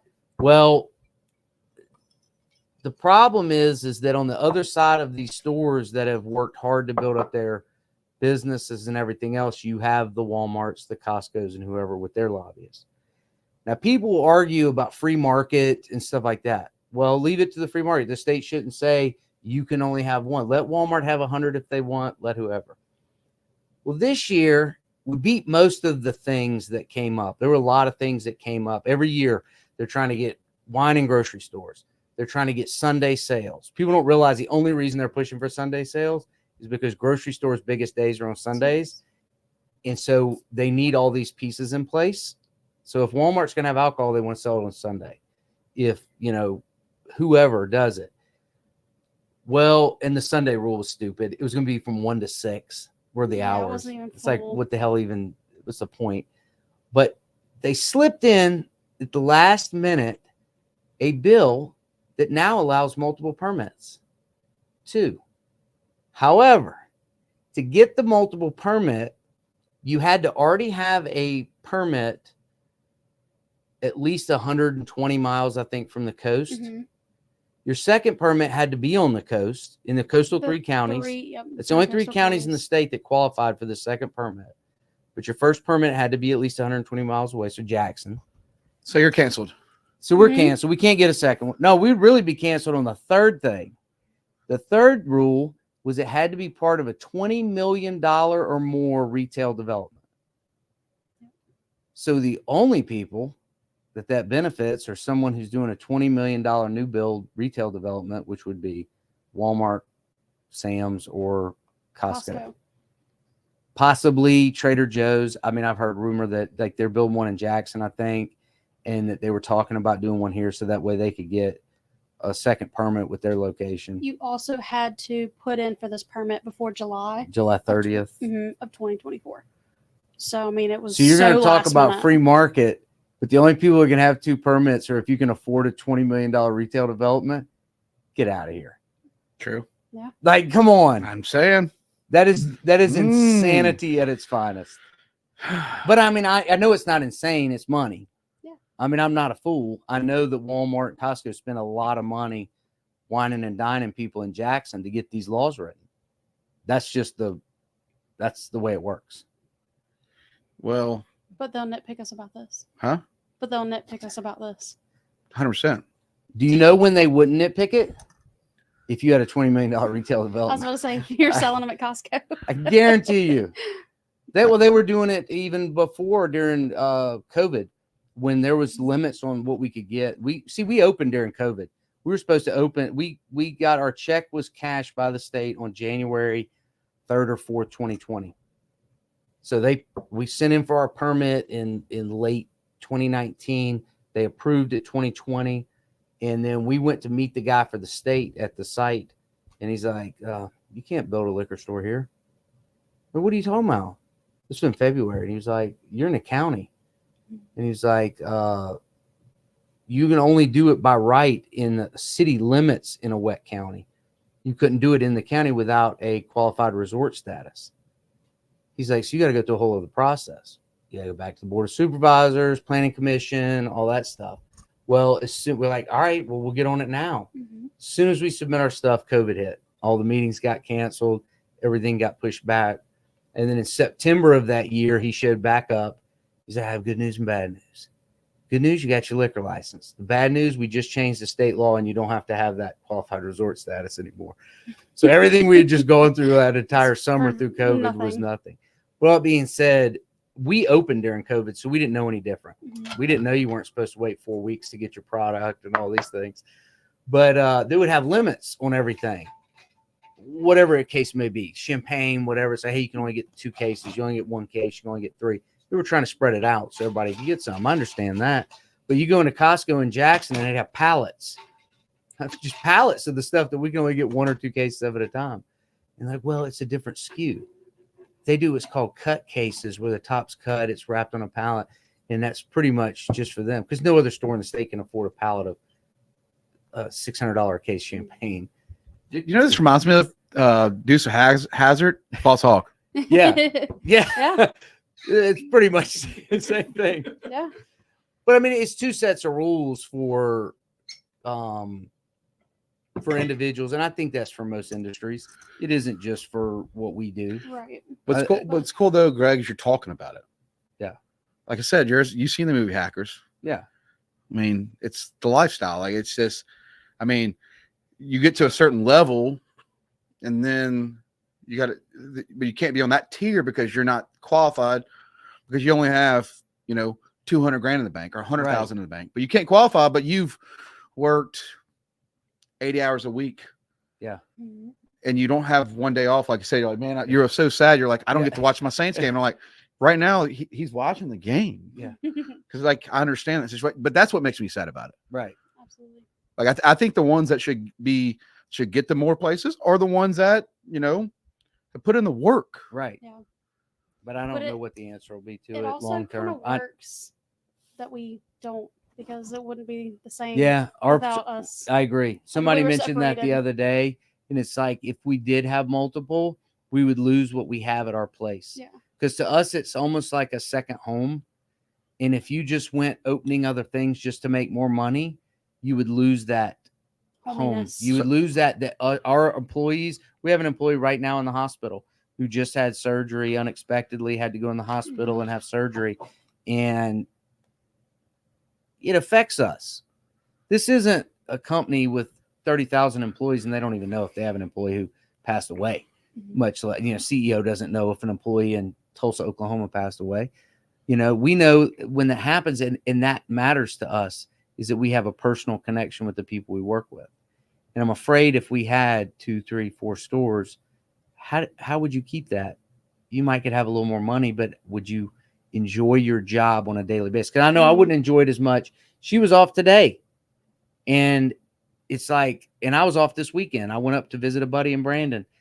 What y'all do there?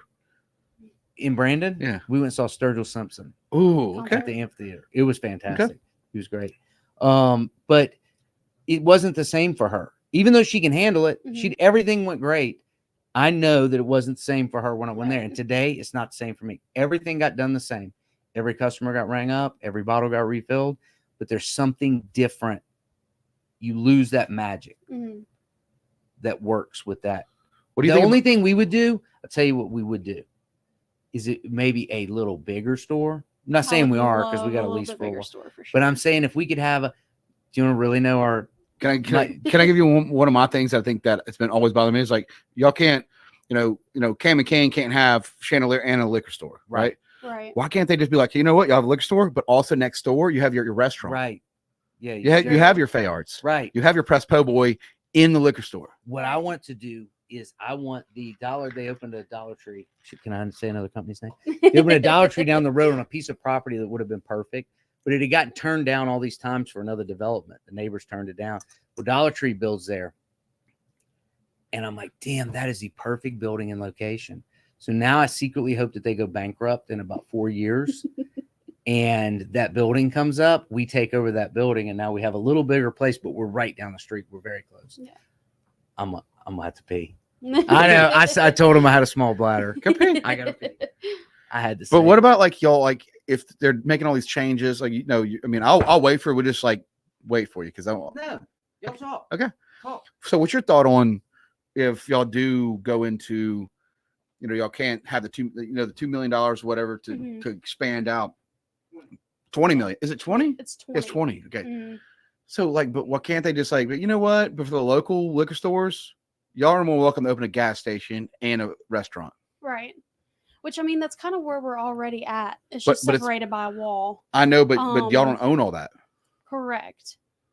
But the reason why we're also secretly hoping on their downfall is because we will possibly be out of a lease in 2030. Because with Keith and Steve, whenever they sold the store, we were grandfathered in until then. And the new owners could easily just be like, we don't want you there anymore.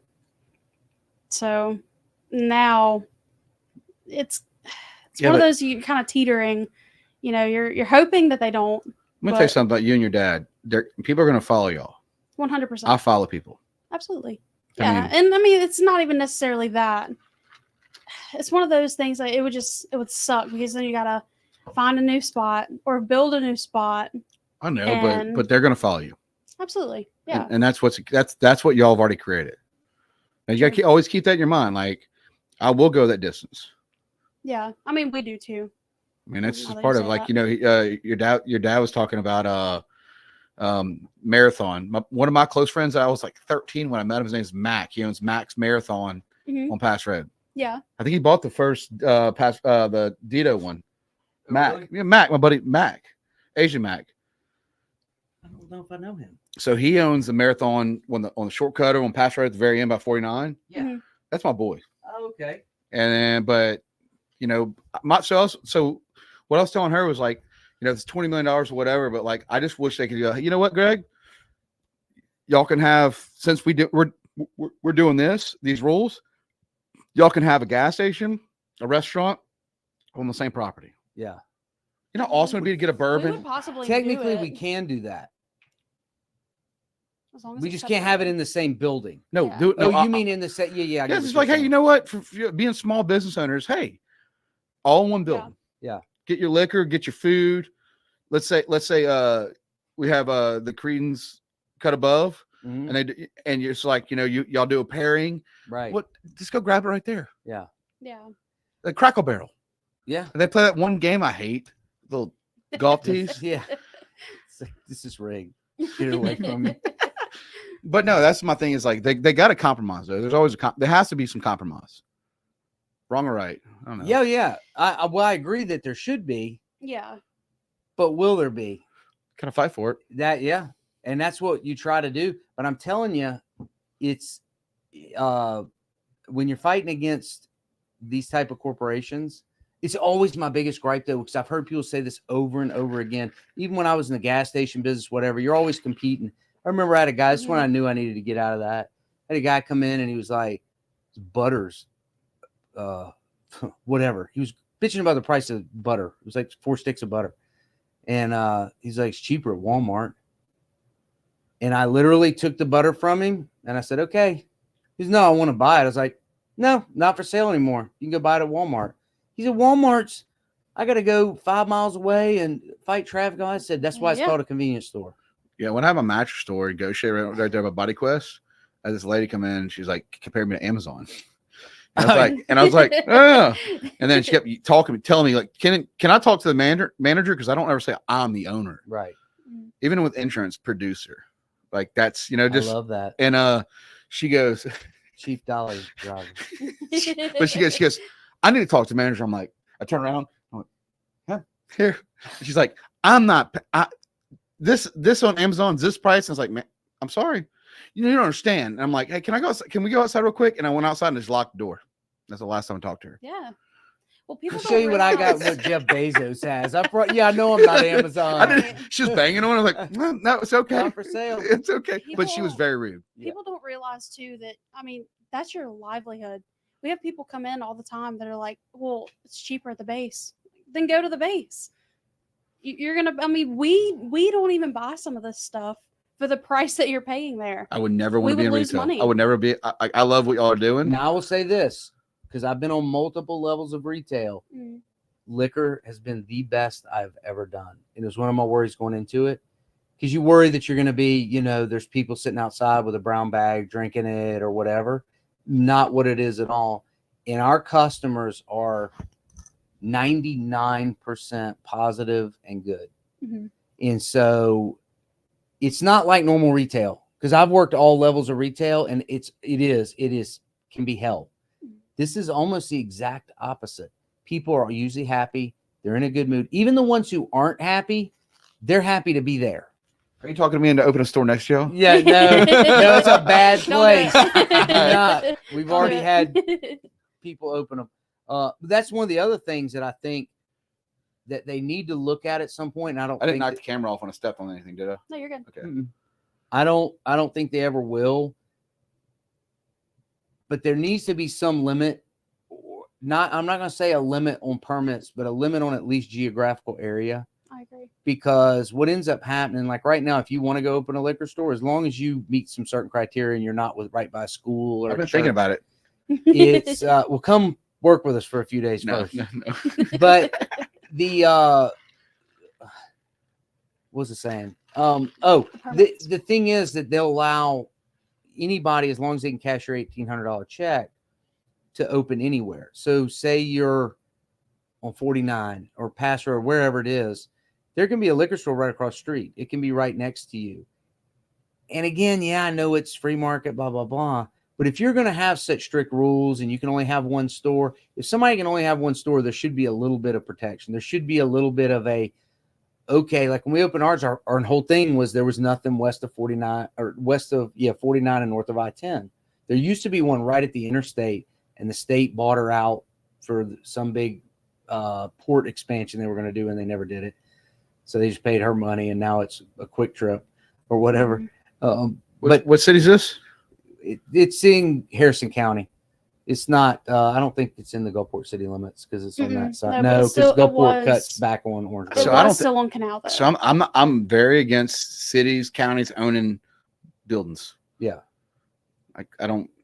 I'm like, besides their own personal like utility buildings, right? Understood. Or public works. I don't like them being landlords. Yeah. Well, this one they just bought it out and tore it down, like because they were going to do that interchange or whatever, the port connector that was going to be done way back when. That's when they took like Barry's You Pull It, and they had to move to Minge Avenue where it used to be there at that Canal Road exit. But all that being said, there wasn't anything there. I would have never, if somebody had approached us about a store right next to another store, I'd have been like, absolutely not. I'm not in the business of trying to nickel and dime or trying to take somebody else's livelihood unless they were a jerk. Then I could do it. Well, but you're not really big into the corporate stuff world either. Right. No. I could tell that about you. Like you're not a corporate guy. No, I am absolutely not. I think they've Cheers been the ruin. I think cheers. Cheers. I think that they a lot of that has been the ruin of this country because all they're worried about is next quarter. All they're worried about is our stock price has to go up. And inherently, that is not what's best for your employees, for your people, but they have a fiduciary duty to their stockholders. That's all that matters. It's not what's right. It's not what's good. Always money. And money's not everything. Mm-mm. Would you rather have happy employees and people that loved coming to work for you and that respected you, and you not have one more Ferrari, or you not have one more yacht, or you not have one more house in the Hamptons? These people don't look at it that way. Mm-hmm. Do the Waltons need another Walmart? No, but their shareholders do. And that's what it all boils down to. That's why I would never want, even, I swear to God, I'm making that call right now. I would never want to be Total Wine. You know what I mean? Like, I get they have a wonderful concept. I'm sure, there's good people involved, but I would never want to helm that. Think about this with the pandemic. They're the only businesses open, and we're not. Yeah. Yeah. And I'm also not vaccinated. This is for my personal view. But how funny was it? Like, my match store got shut down in Gaucher. They called me and was like, you got to shut you down. I had on this bar, I had probably $1,000, $2,000 worth of Blantons and everything. And I just called my buddies and we just sat around and drank and listened to music. And because if you're going to shut me down, I'll have to take a step back. I went, whew. Yeah. I'm literally getting the city calling me, telling me I can't be open, but Target's open, Walmart's open. Yeah. Right. But not my business that I had 7 years in. Yeah. And I remember when I shut it down, I told him, I was like, I kind of wake up 3 in the morning thinking about inventory, thinking about money and the way the accounts run. Am I getting payables?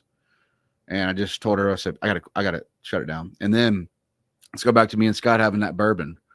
I remember my parents, me, Emily, Scott, my mom, went to the match store because I rented this match store for 7 years from Mr. Larry Whitehead.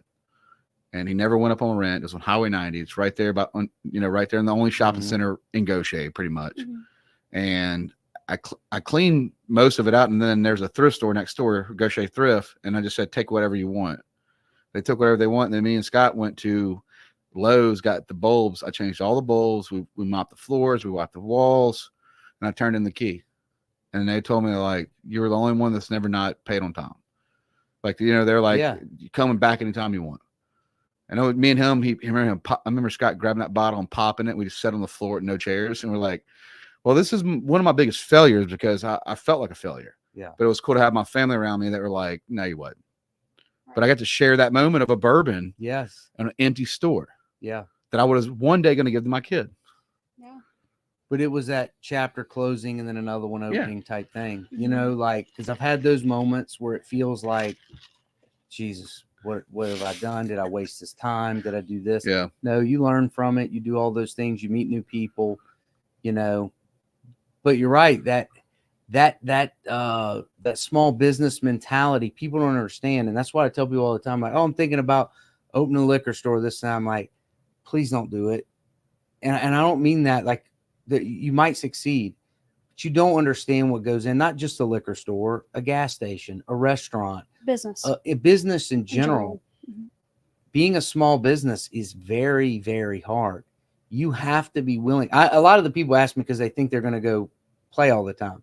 Like, oh, I'm just going to have other people work for me and make me money. And I'm like, and you're going to be one of 1,000 businesses that's just ho-hum so-so. You're not going to stand out. You're not going to be making a difference. You're not going to be, and I know we're not, curing a disease here. We're selling alcohol. Yeah. But it's still, we take it seriously. Absolutely. We take what we do seriously, that someone's spending their hard-earned money. Yeah. They work very hard. A lot of our people, if they buy a $50 bottle of bourbon, that's the only bottle they're going to buy this week. They're on a fixed income. They've got a set amount of money. So we try to get them on Old Granddad 114 or Evan Williams Bottle and Bond. We do it all the time with these young military Old guys. Forester 100 is another one you need to try. Yeah. It's great. Which ones that look like? Orange. It's got an orange, it's black label, but it's got like an orange ring around the top. It looks just like the original Old Forester, the 84 proof or whatever, 94, whatever. 86. Yeah, but 86 proof, but it's got orange. When I shut down that match store, though, that was when we hit 6 figures with Carter's Champions. Instead of me just like staying up at like 3 in the morning trying to figure out how to like pay bills. Yeah. Like we hit our first 6 figures and I was like, oh, I'm in. Fuck this. And then I found insurance. Like everybody's got to have it. And my goal with insurance is to dump it into Carter's Champions. Yeah. I'm going to just funnel it. Just gonna funnel the money. See, that's because you're not obsessed with money. Oh, not at all. Mhm. No, I used to want a Porsche. I used to want a Porsche. I think Okay. everybody does at one So point. we in were their the same lives. way. And the only reason we were able to grow is because that's all we did for our first 3 years. There was no paycheck. Like on our side, there was no paycheck. There was no pulling money. Everything that we got from any other source went into it. So when someone asked for a certain bourbon or a certain wine or a certain whatever, you can't. So a normal store, you open a gas station or whatever, everybody kind of knows I got to have Budweiser, Miller Lite, Frito-Lay, Coca-Cola. You know, there's certain things that just every gas station has. It's pretty straightforward with your inventory. With a liquor store, it's very, very difficult because the state has about 15,000 items that you can order from both bailment and special order. And you got to try and figure out what's our place going to do? Because like where Lauren worked had a completely different market than where we were opening. And even if you find 2 stores in Gulfport or Biloxi near each other, they may have 2 different clienteles that shop with them. So we had no idea. You don't know till you open. So you kind of just have to get the basics and listen to people and listen to what they tell you. And when new things come out, go, we have people that like this kind of stuff. I want to make sure they get this. And so, but what people don't realize is, okay, just say you sold $100 bottle right now. You're going to make $25 off of it, just say at a 25% margin. You make $25. Well, then you got rent, you got all this other stuff. And then somebody comes in and wants another type of wine. Where's the money coming from to buy that $250 case? Right. So you got to sell a lot of stuff just to replenish what you had, plus buy something else. And so for most people, if you just went in it and said, I got $50,000 in the store, that's fine. And it works for a certain size store, but you're never going to be able to add stuff to it.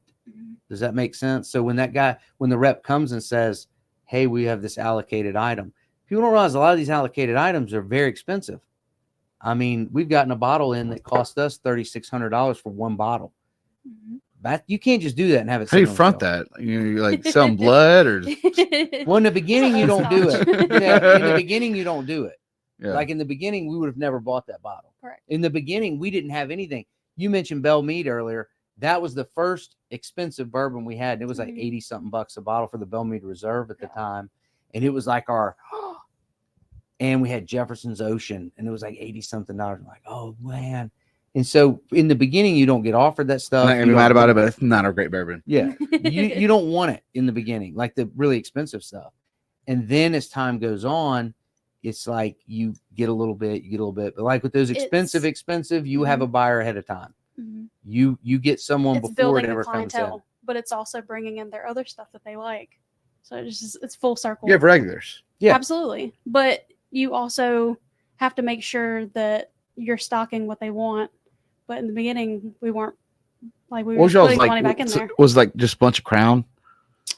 No, in the beginning. Yeah. No, we went pretty heavy. Like we had a lot of reps would come in and make fun of us and be like, y'all are building up here in the sticks. Like they thought we were out in the middle of nowhere because they hadn't been there before. And so because Lauren had been in that business, so she kind of knew what to get as a baseline, you know, like you got to have this, and that. And then we played with it after that. There's some things that we let go away because we rotate through things. We'll get a new wine in. If it doesn't sell super great, or if it sells okay, we may let it go away for 6 months. Yeah, we'll try something else in. Try something else and then bring it in. Because you got 2 different types of customers. You have your, I know what I want and you better damn have it. And we have the person that's like, oh, you're out of that wine I like, I want to try something new. Or that's one of the good things about like bourbon is most bourbon drinkers have a bunch of different stuff they want. One big thing is the more the price point, the more open people are to change on alcohol. If you're out of their $5 wine, they're walking out the door and driving to another store to buy another wine. It's crazy. If you're out of their $50 wine, they'll try anything in or near that price range or that region. Same with vodka. If you're out of Grey Goose, they'll get Kettle One. If you're out of Kettle One, they get Grey Goose. You're out of Aristocrat? Sorry, Jack, I'm out. I'm going down the road. And so we had to learn that. Like, it's far more important to keep in stock on the lower tiered stuff than it is on very expensive items. Like, don't try to keep repeating expensive items. Right. Or how about gift sets? That's only at Christmas. I know, but like, how many y'all get? How's that work? It's just what we feel like would sell, really. So this Um, year it's a little different because they're coming out earlier. Mhm. In the past, they've come out in October, November, and now they're all coming in right now. So what we have done this year is we're going in and buying them in. We will take those bottles out, just go on the shelf with them, and leave the gift sets empty in the boxes. So we have those in storage. And so as we get closer to Christmas and make room for it, then we refill, say that Woodford or that whatever, just goes back in the box and they're on the shelf as a gift set. Let's be honest. Right. It's Crown glasses. Okay.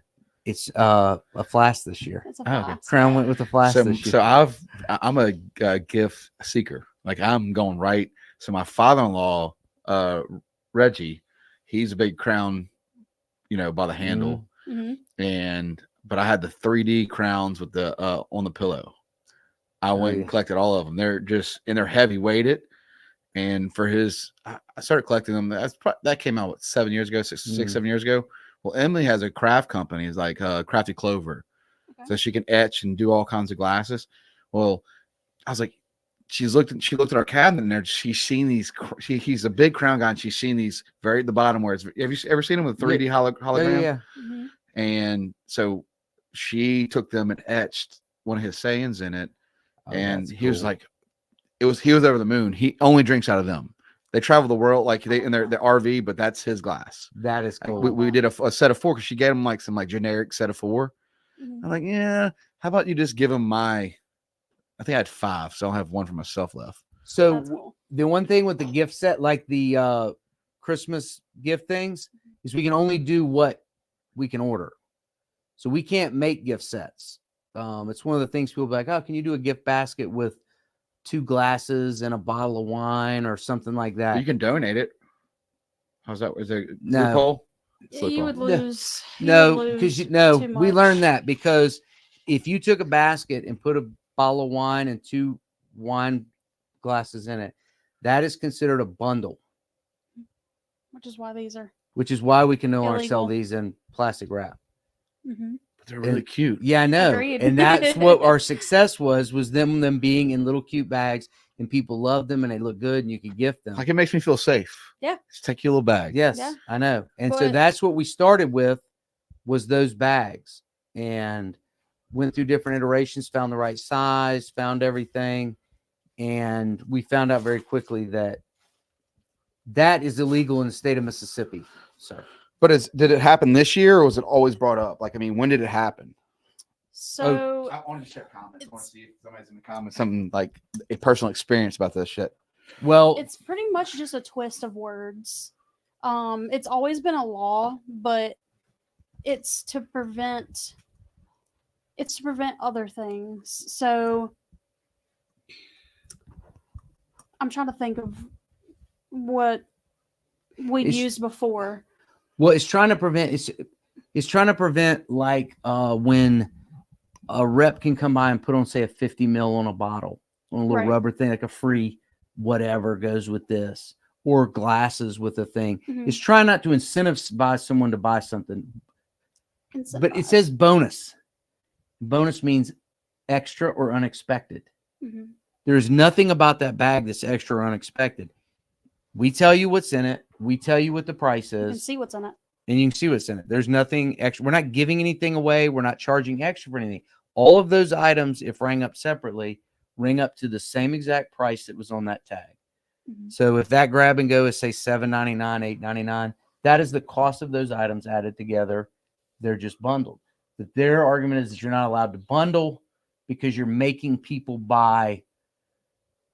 To buy this, Other you have to buy things. that. There again, okay, so I understand if you did it. I'm not, but my brain goes a little further than that thought. So what I think it was started for is stuff like there are stores, and they still do it, and they get away with it. But like the only way you can get a Blanton's is if you buy our barrel pick with it. You get what I'm saying? That's like a true bundle. Like you would have to buy one Right. to get one. There's no access to this item without buying this item. This has nothing to do with any of that. So can I go ahead? What? with this about how this all went down as far as the baggies. Yeah. Well, so originally we threw them in a brown paper bag, just put them in the cooler just to offer to people that we knew might like it. And so Lauren was like, we need to get little plastic, make it pretty, da da da da da. Perfect for gifts. Perfect for gifts, and then we'll offer an ice cup with it. Well, so we did this. But like when you say nice cup, I mean how much? What It was just like a plastic, an ice cup. an Yeah. ice cup for Yeah. free. So it wasn't like You'd you're have not to- hand making a ceramic cup. No, No, it's it's just a just cup a full of- plastic It's cup. not full of special ice. edition. No, it's Okay. a couple of ice. It was in the freezer, and we had stickers on each bag. One of those actually has it on it, that Coke one. Yeah. But it would say either Sure. 24 or 32, so you knew which size cup to get. Does that make sense? Yeah. So that way you know what size cup to get. Well, all was fine. We were doing it. We were going through because we talked to a couple of reps and they're like, man, I don't know if you can do that. And then one of them was like, well, as long as it doesn't cost more than, together, as long as you're not charging someone extra to bundle it, Yeah. which we weren't. It was We the same weren't. price. Right. So we said, okay. So we put them out and then it just went drum, drum, drum. Well, each week we would film a video of whatever our new drink was. Like, all right, this is our new drink for the week. Lauren to come up with. I'm never in the video. It's just her making the drink. You narrate it. I do He narrate does it. narrate. Don't be that guy. I Don't do. be. No, but I mean, you know what I'm know. saying? It's her making her drinks. Mhm. Well, so this goes on. Well, I go to visit my brother and sister-in-law, my nieces. Me and my wife and my mom go to visit them in Europe. Well, that Friday, we had pre-recorded a video. So that way we would keep our weekly, we were always recording. So I was like, oh my God, I forget what time it was. I was like, I forgot to post that video. Still a decent time It's perfect at for me. home. Yeah. So I'm going to post this video. So post this video and I go to sleep and I wake up It exploded. and it had over 1 million views on Facebook. And it was like, oh boy. And with that comes the comments and everything else. You're promoting drinking and driving. How is this legal? And I'm trying to respond to everyone like, how is this any different than selling 50 mils? How is this any different than next door selling 24-ounce beers cold in the cooler? Or your cold wine that we have in the fridge. It's Like, no what are you difference. talking about? It's encouraging drinking and driving.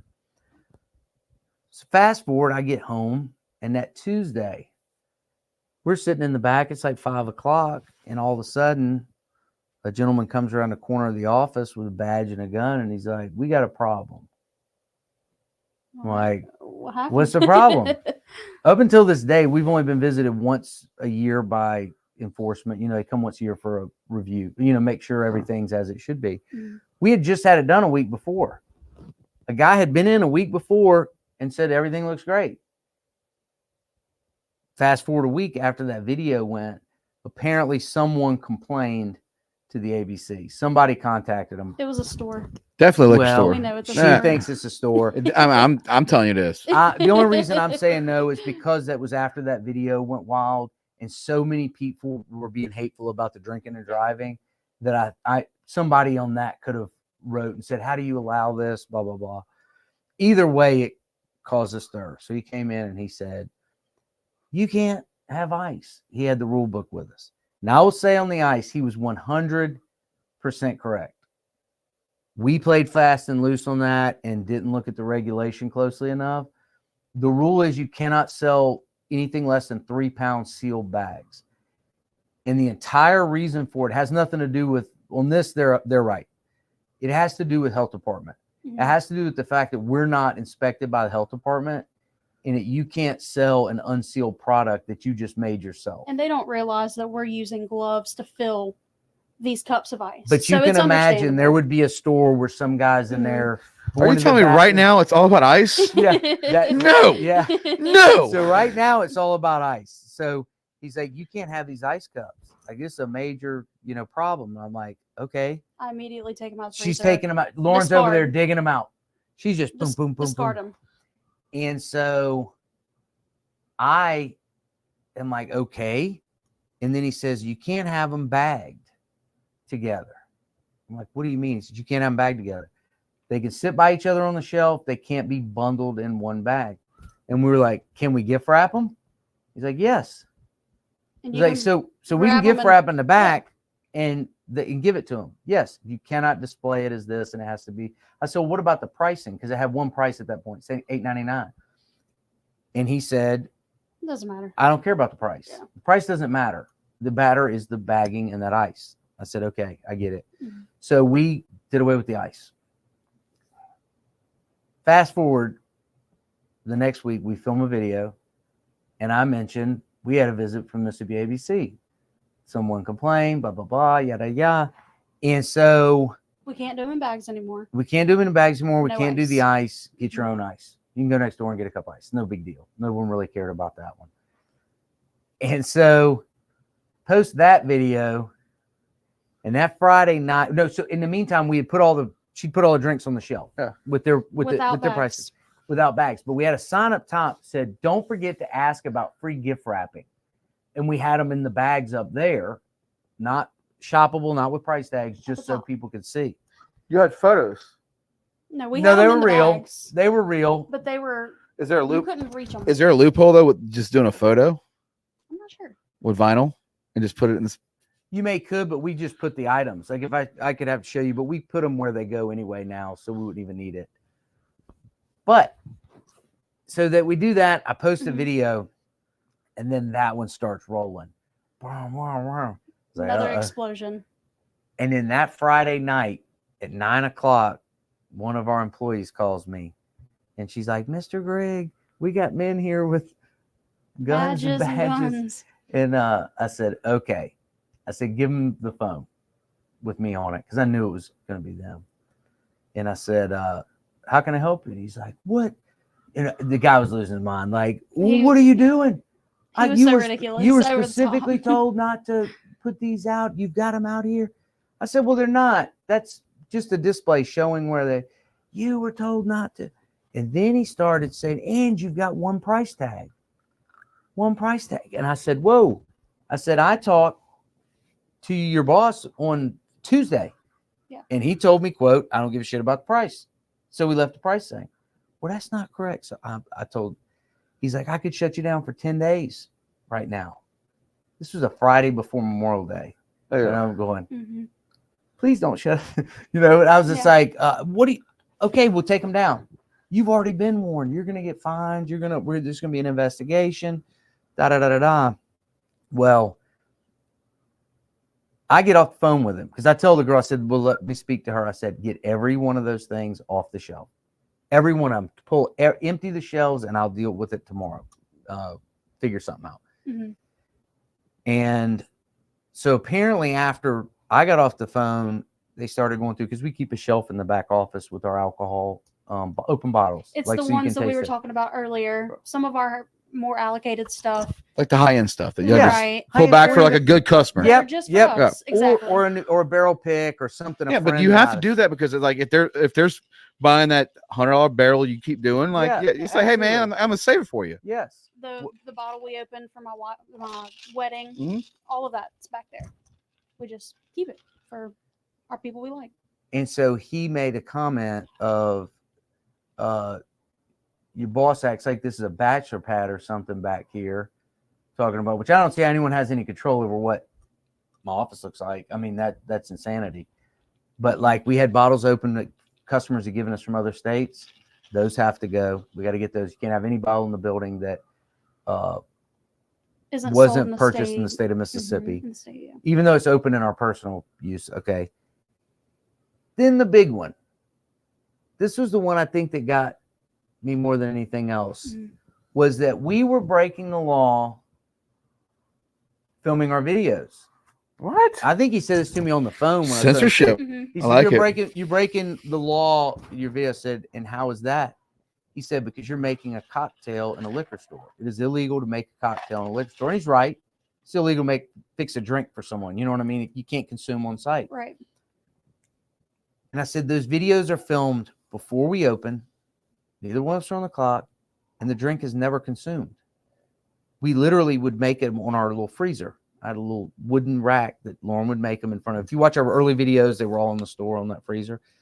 And we would do it. And then we would put a lid on them. She would actually go back and dump it off of ice, put a lid on it, and we would put it in sample bottles or whatever. let people try it, whatever. That's how I kind of started following, because like I would always do the coastals thing. That's how Yeah. I discovered it. Yeah. Gotcha, yeah. It was really cool. Well, so he says you can't make a cocktail, and I'm trying to explain to him. I said, listen, we're not making a cocktail. We're making a drink to video, and it never gets consumed. Doesn't matter. And it's before hours, always. And There's I no one said, in the so we have to leave the property or what? And he goes, no, you can do it outside. I said, so we can make this drink in the parking lot. Absolutely. You can do it in the parking lot. You just can't film inside the store with you doing it. I see how insane this sounds. That we're not open. There's no customers around, and we're going to make it in our own store. Don't fight it. But we can make it in the parking lot.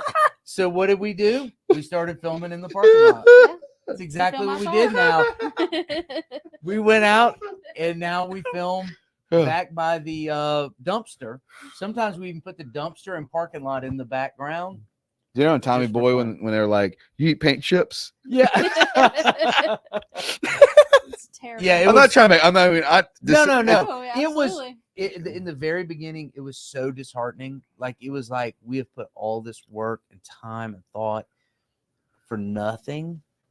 And it was like, you know what? Screw that. We'll play by the rules. We'll do whatever you say we have to do, we're gonna do, but we're still gonna do this. And I told the guy on the phone, because I talked to him again, and I was like, listen, I don't want you thinking I'm trying to be defiant or be a prick or anything. I'm really not. Like, I know you're doing your job. I'm doing mine. I said, but we're going to do this, whatever we have to do. Absolutely. So just know you might be back out here because you might find something, because you couldn't get straight answers. So you've already been spotted too. Yeah, Yes. pretty Okay. much. Yeah. You could, because we weren't even, no one really knows the answer because it's Yeah. gray. You know how state laws are, and maybe federal and whatever. A lot of them are intentionally written to be vague. It's left to interpretation. And so my interpretation and your interpretation might be different. But if you're the guy who has the ability to shut me down, your interpretation rules the day. At least for now. But then when another person comes in, their interpretation may be different. But are you paying your sales tax? Absolutely. Okay, so you're paying your taxes. We've already been audited. They've But already gone through our books. Yeah, but you're doing it. Yeah. So what's the problem? And everybody that buys alcohol pays 28% to the state when they buy it. The state's already added 28% when you buy it. That's why it's more expensive than Louisiana or the. I know, but I mean, I guess but I think it can change unless you don't speak about it. I was trying to tell you, it's like, it's just all about like speaking about it. Yeah. Like, just let people know how you feel. It's just, I think that was the biggest thing, with me, me and Spinner. I was people were like, well, Spinner's this way. No, Spinner is a great person. Prove me wrong. Yeah. To me, prove me wrong. Yeah.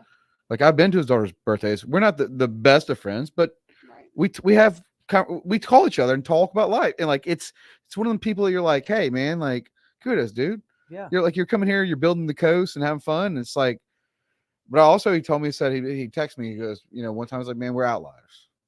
And that's kind of where you're at. Same boat. We're outliers. Well, you have to say, like, I'm going to, again, I understand in a case like this that people have a job and their boss is coming down on them, whatever. Right. I don't take it personal.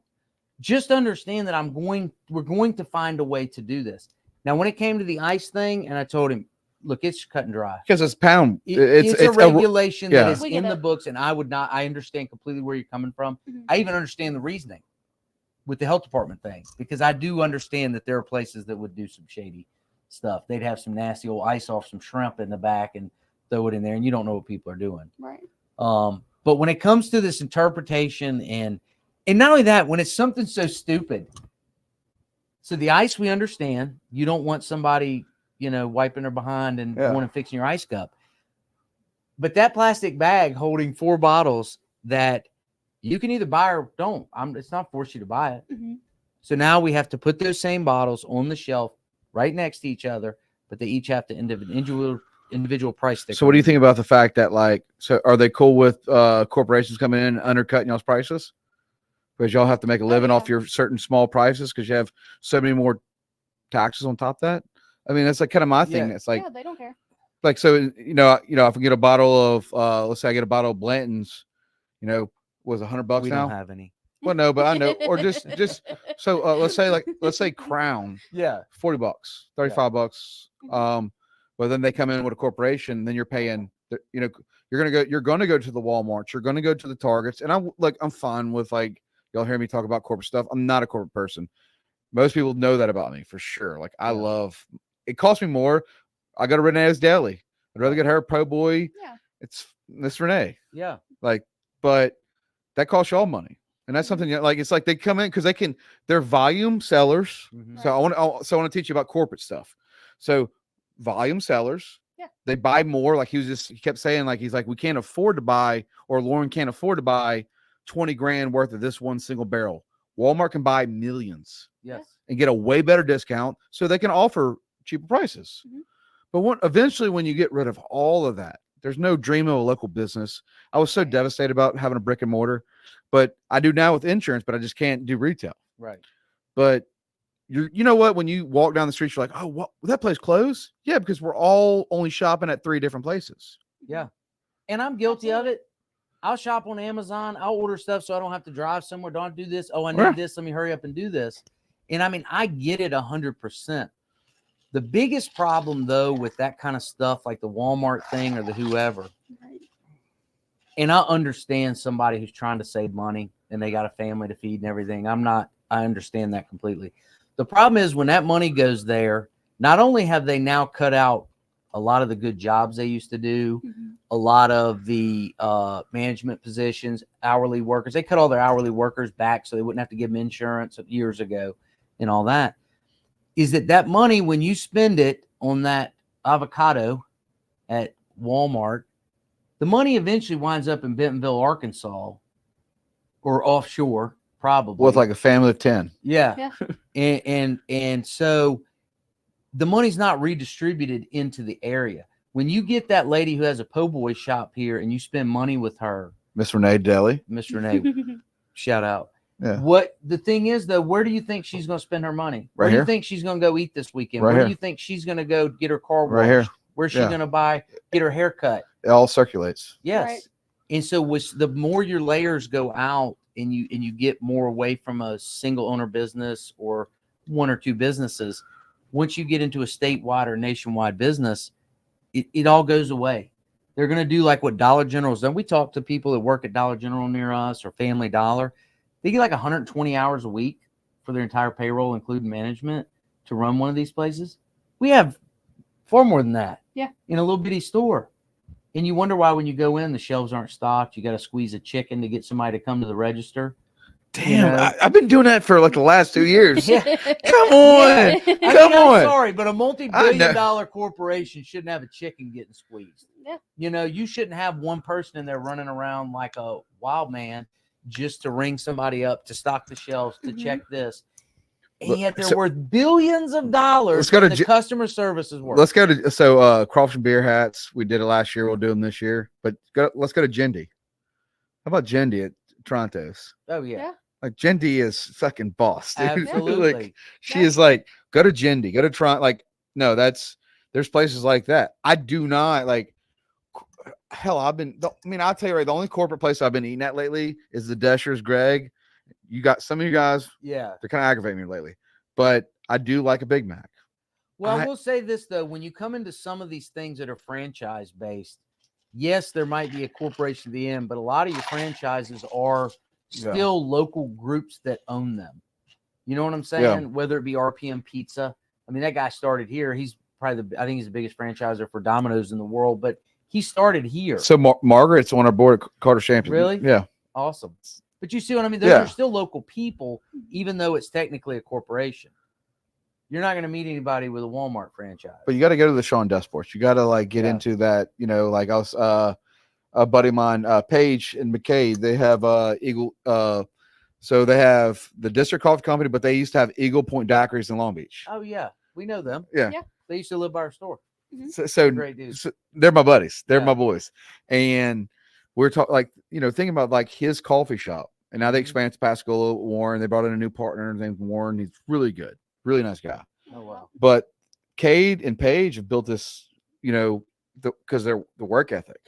Yep. I do their insurance, and it's so cool because it's like watching your boys. Like you're like, yeah, dude, like win. But they genuinely enjoy it. They love it. They put the passion and time in. like somebody who really wants to do their business, whether it's insurance or liquor or coffee, you have to be passionate about it. If you're not wanting to get there every day and make the best damn cup of coffee or to give the best customer service, why are you doing it? Well, that's when it's time to get out. Yeah. This is cool. I know. Absolutely. Yeah, I'm learning a lot. I mean, especially y'all's passion for it. But the thing is, y'all stood for it, and you, like you said, like you went through all these trials with dealing with. I'm not naming the company. Yeah. But dealing with a certain situation where you're like, you know what, man, I'm gonna continue to be what I'm for my family. Because one thing this is the first time I ever like really. If we met, we probably met when they first started because we probably did a few downtown areas. Yeah. But for us to actually meet, you came to my home, I know. We hugged, and this is amazing. Thank you. This. Thank you. But it's really like but you're doing the same thing with your like that's your daughter. I have a 6-year-old. Yeah. I tell people all the time that means more to me than any other. You told me, you're like, can she come on the show? I'm like, I can't do it without her. Like I physically cannot. If right now she said, look, I'm moving to Chicago, we got a job, whatever. If she said I can't do this anymore, I'm not gonna be long for it. I mean, I'm really not, because it's the partnership. It's that 100%. Each of us having a role. Yes. Yeah. And people need to find the right person that fits them. I called you because of Hugh Snowden. Yeah. Give him credit, dude. Hugh's great. Yeah. Hugh came to us.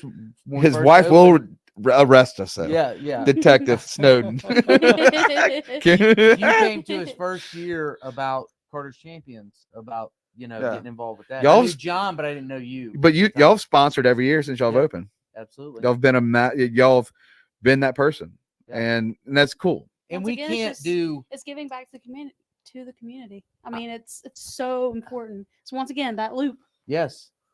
I was talking to that lady the other day. There was a lady coming in that we gave a little donation to for something. She has a charity, but we know her through someone else, and she's a really great gal.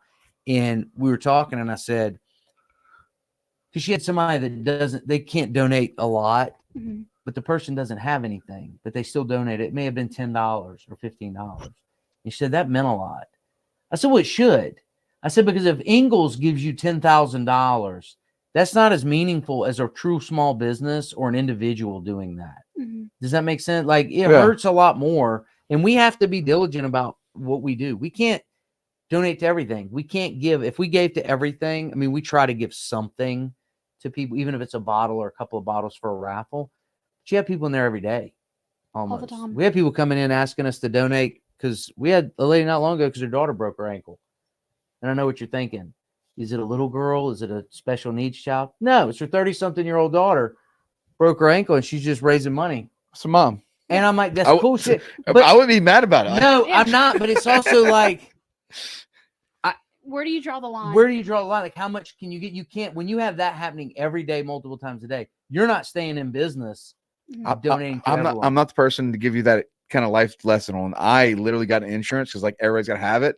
And I told Emily when I started doing insurance like 3 years ago, I was like, oh, we're just going to give money away. No, I love that. And she goes, that's a good lifetime life goal. Yeah. No, I'm never leaving this house. I don't need a cooler boat. I'm fine. But I do want to get like a 08, 05 Blazer Bay. Like I do dream to have that. Yeah. Absolutely. Well, you're not being extravagant. No, but I mean, I want to give her money away. Yes. Like that. So do I. I tell Lauren all the time that I'm just going to donate it to like the Humane Society or something. And will, and she's going to get nothing. I mean, that's fine. Even the store. I'm just going to give the store away all the alcohol. Okay, maybe not that. Well, but no, it's a serious thing where you have to figure out what you want in life. Yes. 100%. Now, if I'll be truthful, like I'd rather just go do some like crazy concerts and have no responsibilities. Oh yeah. Yeah. I just wanted to, I'd be that guy. I'd probably wear a furry costume. Yeah. You never know. But like being a dad changed my life. Yeah. And I give always credit to Oliver. Like even today I have I quote it probably, and I'm not sad about it. I'm grateful for it, but it's work. And I think I quoted like 18 things a day. Oh, good.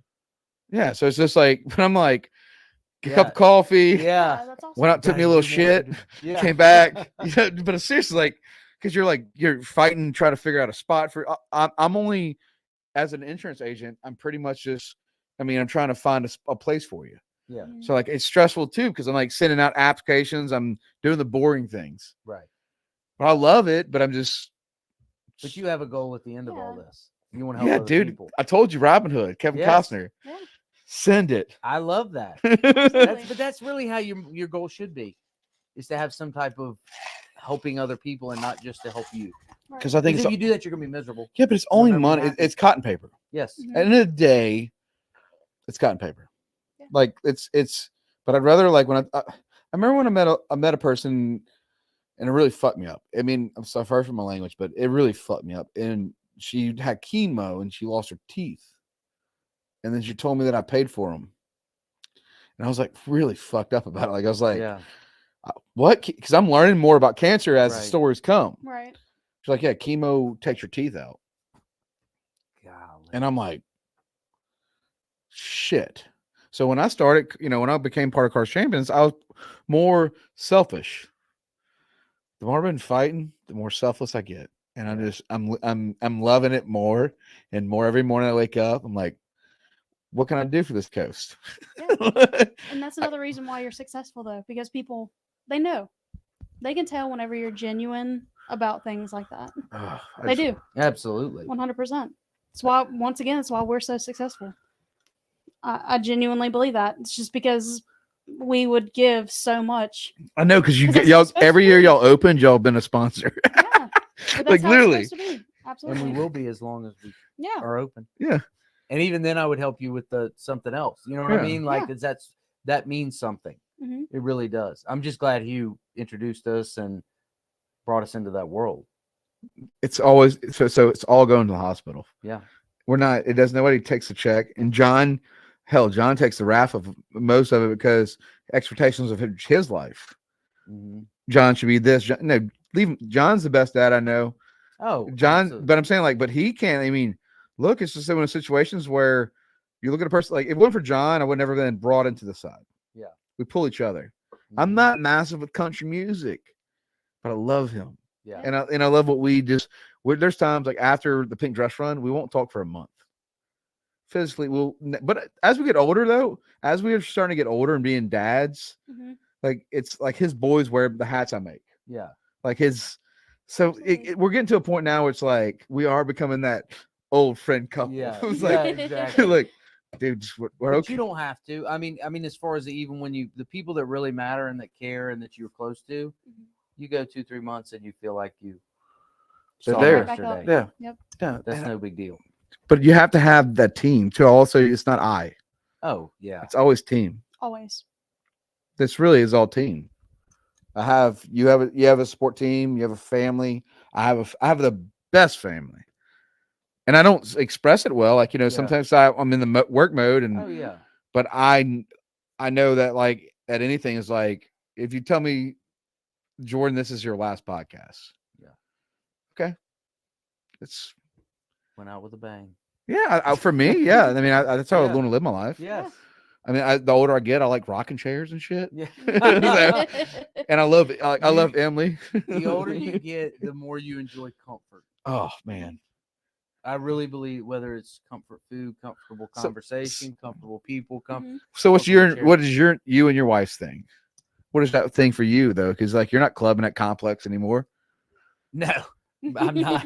I'm not at all. I work a tremendous amount. I always have. I've always worked 6 or 7 days a week. When she was little, I think about all the time. Like, man, I missed soccer games, and I give anything to go back for that kind of stuff. Now we're lucky enough to work together, so I can feel a little better about that. But our thing is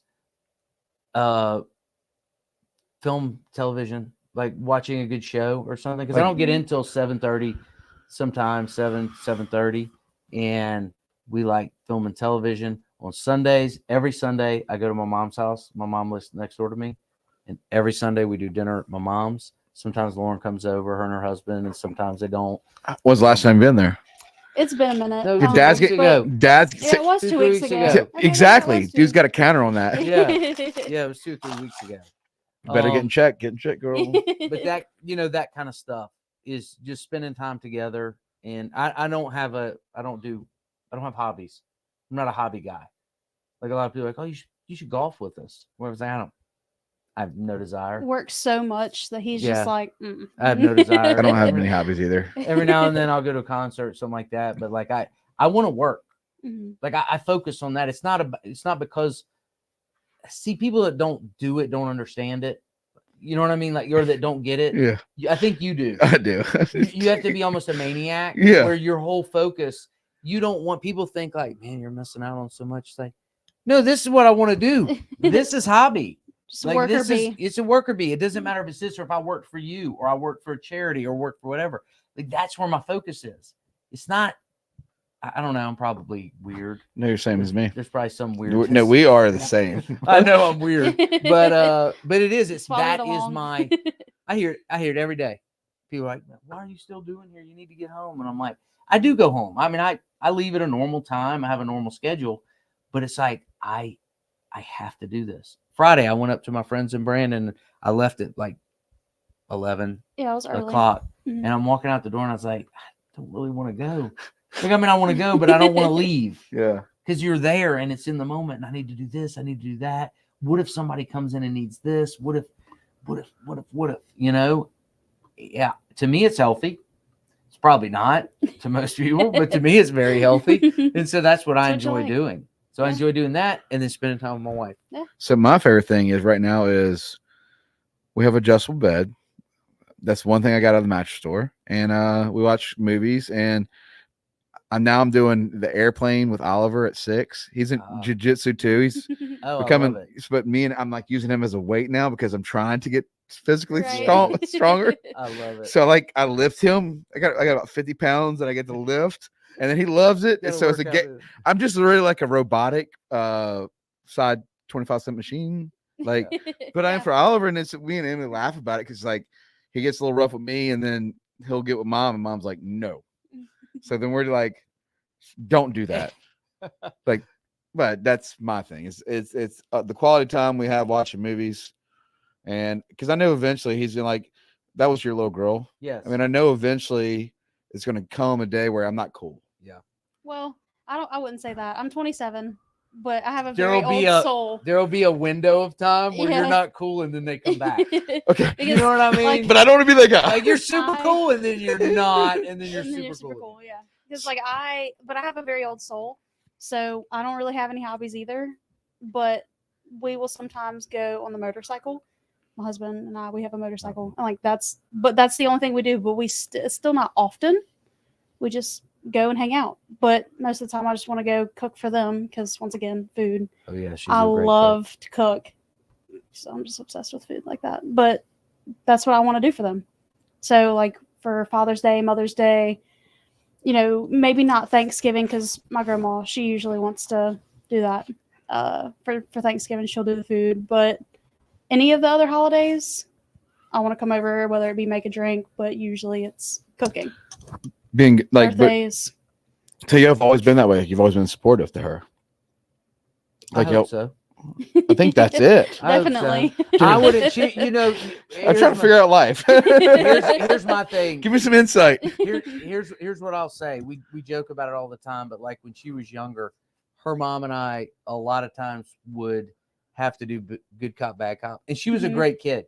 Never got into trouble. Like I remember the one time she got written up for walking out of the wrong door, and she came home just bawling, and I was like, "It's okay. Screw them. It'll be fine." Look at this. And she was just so devastated.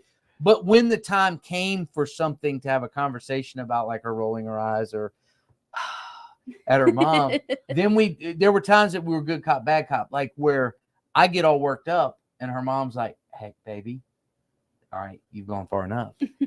And then it's not 10 minutes later, her mom's That's Emily. That's Emily. That's And I'm Emily on like, me. "Baby, that's enough. You can tone it down." But that's during that teenage, you know, Teenage. which Yeah. every one of us Mhm. did, and every one of us has to go through. But the main thing was I spent a lot of time trying to express that number one, don't do things you can't undo. Mhm. You're going to make mistakes. You're going to do some silly shit. You're going to do whatever. Don't do anything you can't undo.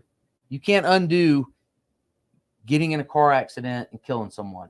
You can't undo that. You can't undo getting pregnant. You can't undo, you know, all these certain things. getting caught stealing and going to jail. And I said, don't do that. I said, and the other thing that I always tried to impress upon her is that outside those doors, you are nothing special. And I know that may sound weird or harsh. That's real. But I It is. genuinely wanted her to know your mother and I love you more than anything on this planet. Yeah. No one outside of this door owes you a damn thing. And we only owe you, I'm only going to owe you what you deserve. Right. Meaning I'm not going to let you starve. I'm not going to let you be homeless. But you're not going to eat lobster and you're not going to live at the Ritz-Carlton. You know what I mean? Like, I'm going to make sure you are safe. Mm-hmm. But you have to make the things, of decision. course. Well, yeah, you don't mind. You don't want Yeah. anyone to feel entitled. You don't want anyone to feel Mhm. like that.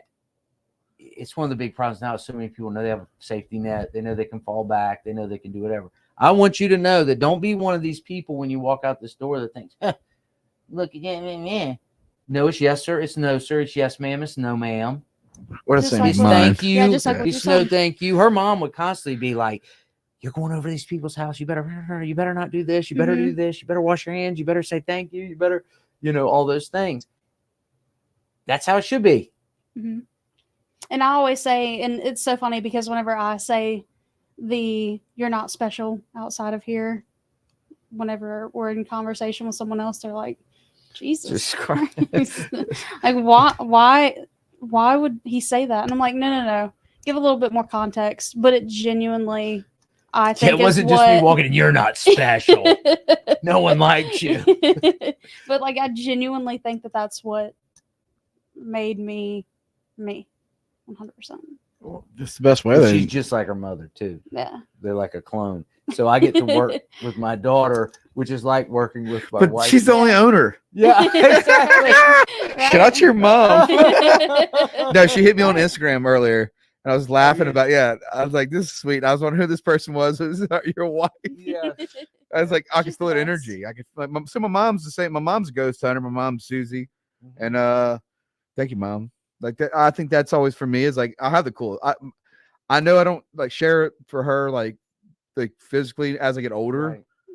but she's dope. Like she's like the gypsy, like ghost hunting.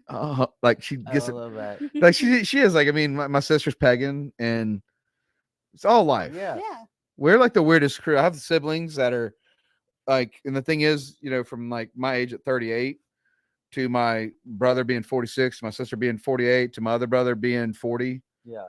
Like we're the worst teenage kids because we're just like experienced life kids. Yes. Like we're like, hey, and mom dealt with it. And also like, there's a lot of my listeners know, but I was born with cerebral palsy. So I'm a Shriners Wow. kid. Okay. And my mom pretty much sacrificed her career to bring me to Shriners a couple times a year. I was a kid in braces, but I also became confident very young because I have like if my leg can't move, which this thing can't really move that much. This one's way faster, but it's like, and it's mild. To the other kids, like I'm normal. Yeah. I don't file for disability. I'm not that like it's not. I don't need it. Right. Now, if I have to drag myself to the dam, if I can't move ever again, I'll get on it. Then, yeah, of course, you have to. But my mom, but I have them siblings, and it was like my sister would be like she'd be wearing like black eyeliner, Beth, and call you out on this, but like fish nets, leather bikinis, jammed out Marilyn Manson the whole time, but then also hit me with like a bat all the time, and be like peg leg. But she'd hit my brace and nobody knew it. So it was a joke with friends. It was a joke for friends, like peg leg. That's awesome. Yeah. That's part of life, though. Yeah. Like it made you who you are. Yeah. Going through that. Yeah, you didn't want to, I'm sure, but I didn't mind it. yeah. No, because honestly, no, but it was being a part of them. Like it was, it was like times we've like when we were very young, it's like, of course we underage drinked, allegedly. But it'd be but it'd be so funny for me, like they would spike my Coca-Cola while we're having family dinners. Yeah. And we'd all be drinking, and my parents would be like very oblivious to it, honestly. These kids are acting weird. But it'd be my brother going, Like, just Yeah. a little bit, a little shot in each Coca-Cola, and then we sit down and have dinner and be like, You had your own grab and goes at dinner. Right. what fam? Like, and I miss them. But that's life. In the same way you treat your daughter, and that's why she can handle it. And I hope that for Oliver. I hope that I'm trying to figure out how to be a dad. This shit's hard. Like this shit. I mean, I love it. Like Yeah. I love it, but it is. I mean, you're dealing with the personality. Well, the thing is, everyone is different. You know what I mean? Like if you had 5 kids, you're gonna have 5 different experiences. Mhm. You're gonna be at 5 different stages in your life as you're raising them. So there's not one answer. There's not a book you can read. There's not a this or that, because they're not only shaped by what you do as a parent, they're shaped by their DNA. Right. They're shaped by the friends they have at school. They're shaped by their cousins, their aunts, their uncles, all these people that surround them. They're examples of who they are. That's why people judge people that, even if they have a life of crime or something like that. It's like, I mean, depending on what it is, if you were raised in that situation, do you think you'd be in medical school? You know what I mean? Like, it's easy to judge someone, but with everyone in your family was robbing banks, do you think you're going to be the guy who goes, I want to be a cop? No, you're probably not going to want to be a cop. No, I want to rob that bank. Unless you really hated them, and then you might want to do it. I'd be the driver. But like everyone is going to be, I always say that because like I have 2 brothers. We all 3 have distinctly different They're personalities. so vastly different. We're vastly different. We're but yet there's this similarity. Mhm. There's a certain drive, there's a certain, desire. It's completely different desires. It's this one does this, that one does that. But all 3 of those people were raised by the same 2 parents. We all 3 were in the same household. There was no divorce, there was no nothing, yet we all were so different. But it's almost like as you get older, you start going back to being more similar. Mhm. Does that make sense? 100%. And it'll be that same way with your children. Who your son is at 12 isn't the same as who will be at 18, and it's not the same who he'll be at 38. Now, I do think after a certain age, you are pretty much set. Mhm. Like if you're going to affect them, you have to affect them by a certain point. People that wait till they're 18 to try and right the ship, It's not happening. it's too late. They're set in their ways. Hope Oliver loves me. Yeah. Oliver, this is your past dad. I know this. Like I know you're gonna watch this in the future. I love you, son. Yeah. See, it was always You're gonna there. you got this. I'm time traveler, dad. Dude. Yeah. You don't have to worry. I could tell by the way you talk about him that you Mhm. have nothing to worry about. But he's a lot. He's a lot. He's Yeah. me. Like because I'm a lot. Like Mhm. but I was on Ritalin and then Adderall. Touchdown. It was a touchdown. Uh, No, but I was on Adderall. No, Ritalin and then Adderall. So like my mom, she didn't know, but she put me on medications at a young age. But we're not doing that with him. Yeah. Like it's just we're not. Like I enjoy it. Like it's not bad, but it's just like I'm already kind of I can focus on things I like. Yeah. My mom That's- used to give us cocaine when she wanted us to do things. Really? Yeah, just to clean a Was little it? Are you more. sure it's not meth? Was it meth or cocaine? Might have been. I don't think Oh my South gosh. Mississippi has cocaine. I think it's all meth. Oh my gosh. She was dating a guy from That Miami. is the thing with kids though. Like they're the good and the bad of you. So you just kind of have to go with it. I believe that. I do believe. I mean, I'm figuring it out. It's just. I mean, it's a lot of motion. It's Mhm. especially now with these kids getting tested the way they are. It's like wow. Yeah. Well, life's so different now for them. That's the hard part to compare it. It's Mhm. because like even Lauren, like we didn't let her have a phone for a long time, and then we let her have like a flip phone just because if she was gone or something, so she had a way. Mhm. She had no smartphone. How old were you? I think I got my very first iPhone in the 10th grade, Yeah, and it was It's- for my birthday. So what It a was Kia going- Sarah. It was going Yeah. into the 11th grade. but see, So- a lot of her friends already had them, so she was probably sitting there going, "Jesus Christ, you're holding me back." You know what I mean? Like You're I not can't- fitting in. Yeah, I didn't think that at the time. I was just happy to have a phone, but I definitely could see where it is that way now. Just because, I mean, technology is huge.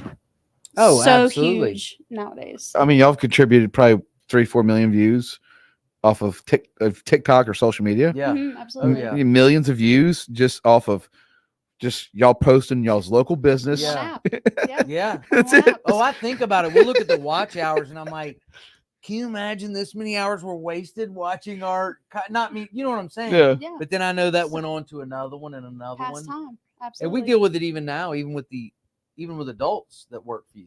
Mm. You've got to watch them and like, hey, put the phone down, because they get sent something and then somebody sends them a TikTok and they watch that one and then they flip them and it's like, oh, Bob Vila's doing this, or oh, this guy's catching a fish, or oh, this guy's cooking a hot dog. And it's like, no, and they go down this rabbit hole. Imagine being 12 and having that. Yeah.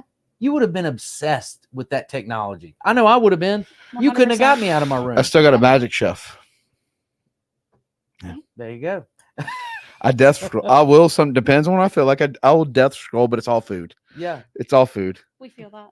It's like Yeah, we do too. That's what most of our texts between me, her, or mom is like a look at this Philly cheesesteak bagel, whatever. Hawaiian King roll. Yeah, exactly. Cut it up, share with the family. Birria tacos, birria quesadillas, some just amazing. She loves food. crab legs, so I'll find those ones with like this massive. You ever seen they get like lobster crab and they like We're do the this in same butter? feed. They're literally We're doing this in screwed. butter. They're like ah. Ugh. Yeah, that's what I'm at. Yes, that's feel it. exactly what our feeds look So like. how can the listeners find y'all? What address, what name, how do I get your number? Drop everything right now. Canal Wine and Spirits. We're 12251 Canal Road, Gulfport, Mississippi. It's at the corner of Canal and Robinson Road next to what used to be Fayard's Chevron. It's now Hotspot Market. Sweet it's Sea. just right where you turn going to Windance. If you got off at the Canal Road exit, you go 2 miles north, and we're right there on the left. You can find us on Facebook, Instagram, TikTok, YouTube at Canal Wine and Spirits. And that's pretty much it. Yeah. Well, That's the got a two lot, places. so. We're either on, TikTok and Facebook mostly, but we post it everywhere. yeah. But everything comes to my phone. Like I'm the one, like when people message, they'll come in like, I don't know who was messaging. It's like, it was me. Because I keep it that way. I mean, not like if Lauren wanted to, she could do it, but I do it so that one person kind of deals with it. Because if you put it amongst everyone, because somebody will write like, hey, can you hold me this bottle? Hey, can you do this? And if everybody was doing it, it'd be like, oh, I forgot to do this or that. We will respond though, as best as possible. Guys, it's been an absolute amazing episode. I enjoyed this. did This is too. cool. Thank you so much. And make guys. sure y'all shop over there. Drive. That is your local Buc-ee's, if you want to say that. There you go. We're in between 49 and Buc-ee's. Yeah. Love you guys. And we'll see you around. Next episode's Wednesday, right? Yes, Wednesday. We have Bay St. Louis on. Doug Sill. Shout out, Jesse. I hadn't seen a dolly once in his hands. Bye.